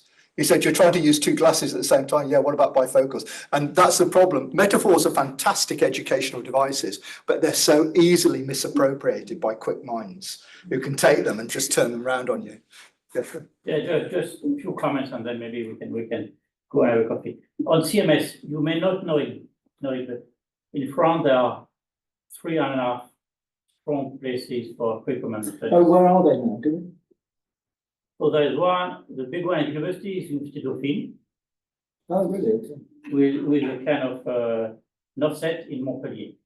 Oh, okay. And the two business schools I know CMS, places, actually. CMS are strong are IM Lyon and GEM. Okay. So you are talking to people who know what it means. Yeah. And they're a little big at GEM, like 20 to 30 people. Yeah. And they have kind of established themselves at GEM, but also in the academia, and some of them, many of them, are editors-in-chief or top editors of those journals. Yeah. So Tara and I, we know what You're on the inside of the journey. Yeah, we are inside or outside or at the border. Well, that would be a very CMS experience, but another point, I think that an easy critique from the outside, that what you suggest about generations, I think very much Western centric. Yes. I would agree with that critique. When I was back at the school at Schema, we launched the largest youth initiative ever And it is being now, the reports are being released. We launched, not a survey, we launched a collective survey, yes, whereby we interviewed almost 1 million. 1 million young people aged 15 to 29 through all kinds of social media, not traditional surveys, with 5 questions. The initiative is called Youth Talks. So you should follow Youth Talks. And the idea was precisely to understand youth, values, beliefs, worldwide. So we had answers from India, from China, from Africa. Of course, we looked at differences across beliefs and values. What we take for granted that the younger generations in Europe are endorsing sustainability, that not all in other the countries continent. Indian young people did not understand this, did not respond the same way. Chinese students did not respond the same way. So there are major nuances across generations, across cultures. Yeah, I think that's valuable. So it's an easy critique, but the arbitrage between being a modern capitalist, greedy, depends on where you come from, what your parents have been living through. So I think that it works well. I think that's a fair critique. But valuable data. so do look at the report by Youth Talks yesterday on May 20th, so the day before yesterday. There was the first formal presentation of the results in China about the Chinese subsample of young people who answered. And people who answered were of all origins. So there were people with the degrees, minor, so the limit was above 15, below 29, because minority, majority means different things at different age in different countries. So do look at Youth Talks. And the last comment to mention, I think is very inspiring for me, or inspirational. Students have lost their ability to argue and debate and discuss. And immediately, especially with social media, we have these polarization processes. Therefore, we at GEM and in other places, we should introduce courses on debates and argumentations. And 2 schools in France, likely not GEM, but we'll do it one day. 2 schools have made compulsory in first year of the master degree anti-polarization debates. It's Excelia and ESCP Business School. So they have introduced, and it's a compulsory course at the master level, to have students to argue and debate to avoid these polarization processes. So I think for higher education, it can be inspiring. And last but not least, those are comments. Great. You know where CMS comes from. It comes from the UK.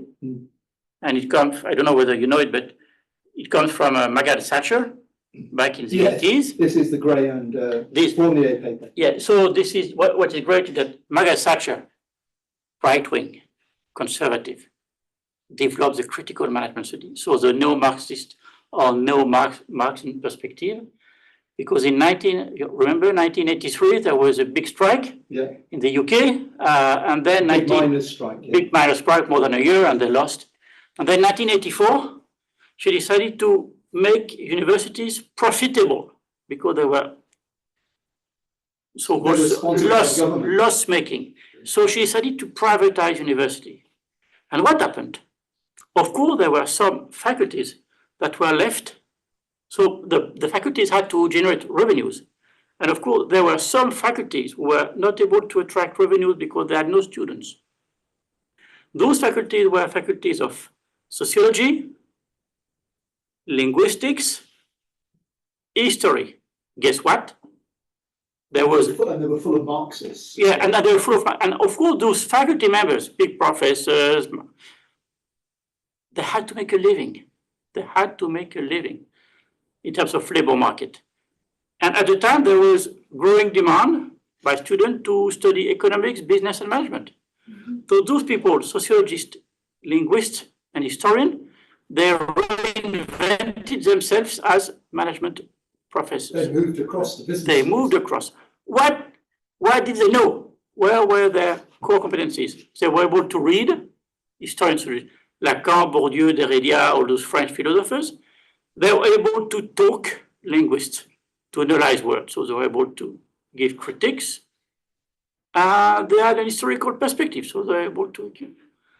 So the critical management study group of folk is the outcome, the unintended outcome of Margaret Thatcher's privatization. Margaret Thatcher thought she was getting rid of sociology departments. She had no time for subjects like sociology, but she just recreated them into business schools. And the very last thing, if you're interested in that, Chris Gray and Valerie Fournier wrote a paper in 2000 in Org Studies or Organisation, I think.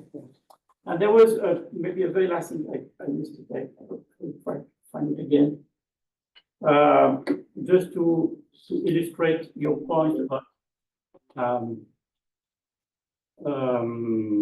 contestation between, will there be a new word between, okay, wait. Instead of consumer. Will there be a new word with new concepts such as sustainable development, SDG and all these things? 2 weeks ago, there was a special issue in Journal of Management Studies, a very good journal, where 5 top scholars, including Pratima Bansal, a top Indian sociologist, Audrey Durand from HEC Paris, 2 others, and Anita Makahan, so colleague and a disciple from Michael Porter. They wrote and they argue that strategic management should reinvent itself according to the concept of sustainability, natural resources, sustainable development code, and values. And there was a strong reaction 2 weeks ago, a very strong reaction by Michael Klein and Nikolai Voss. Nikolai Voss, very well known, is a guru of micro foundations, and they responded. So even among the top scholars, there is this debate. They say we don't need a new model of strategy. The current market-based capitalist model works well. We just need to adapt it to the new conditions. So even among the top gurus, right?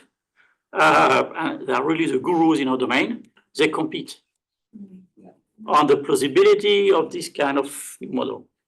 So just thank you for this very inspiring talk, Annette. Thank you so much. Thanks, everyone. Thanks for your questions, your thought, and everything. Thank you. And let's have a drink. Yes. Can we? Professor Patel, would you please check with the students? We can start already. I'm leaving to be presentation. All the more better we can discuss. We stay in touch. Thank you. Thank you for the and we will get in touch and see what we can do and develop with Schneider in India and also. Okay. Yeah, sure. Good. Thanks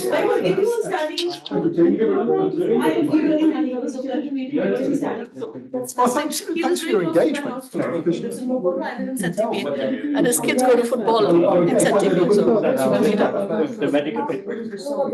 so yeah, keep in touch and please let's meet up and I hope that your colleagues come back to us because we made a very solid presentation. Have you seen the? Because we use it. Yeah, I was So I was suggesting to the students that we can also have a coffee and then Oh, come back. yeah. Just grab a coffee and then. At 6:15. Okay, so you're fine. Yeah, we have, but how are you going back? I'm staying. You're staying the night, okay. Because I was on meeting first. Well, yes. Okay, so I just had some ideas for how we could make this meeting less. I should do something on my certification program. But I don't know if you have time. Yeah. It's Remember a 1.5. Yeah, this is So it fits exactly. That's an artificial plastic language we're using. That's devoid of reality. And I would like to go down. Interested in taking a certification like this from a establishment.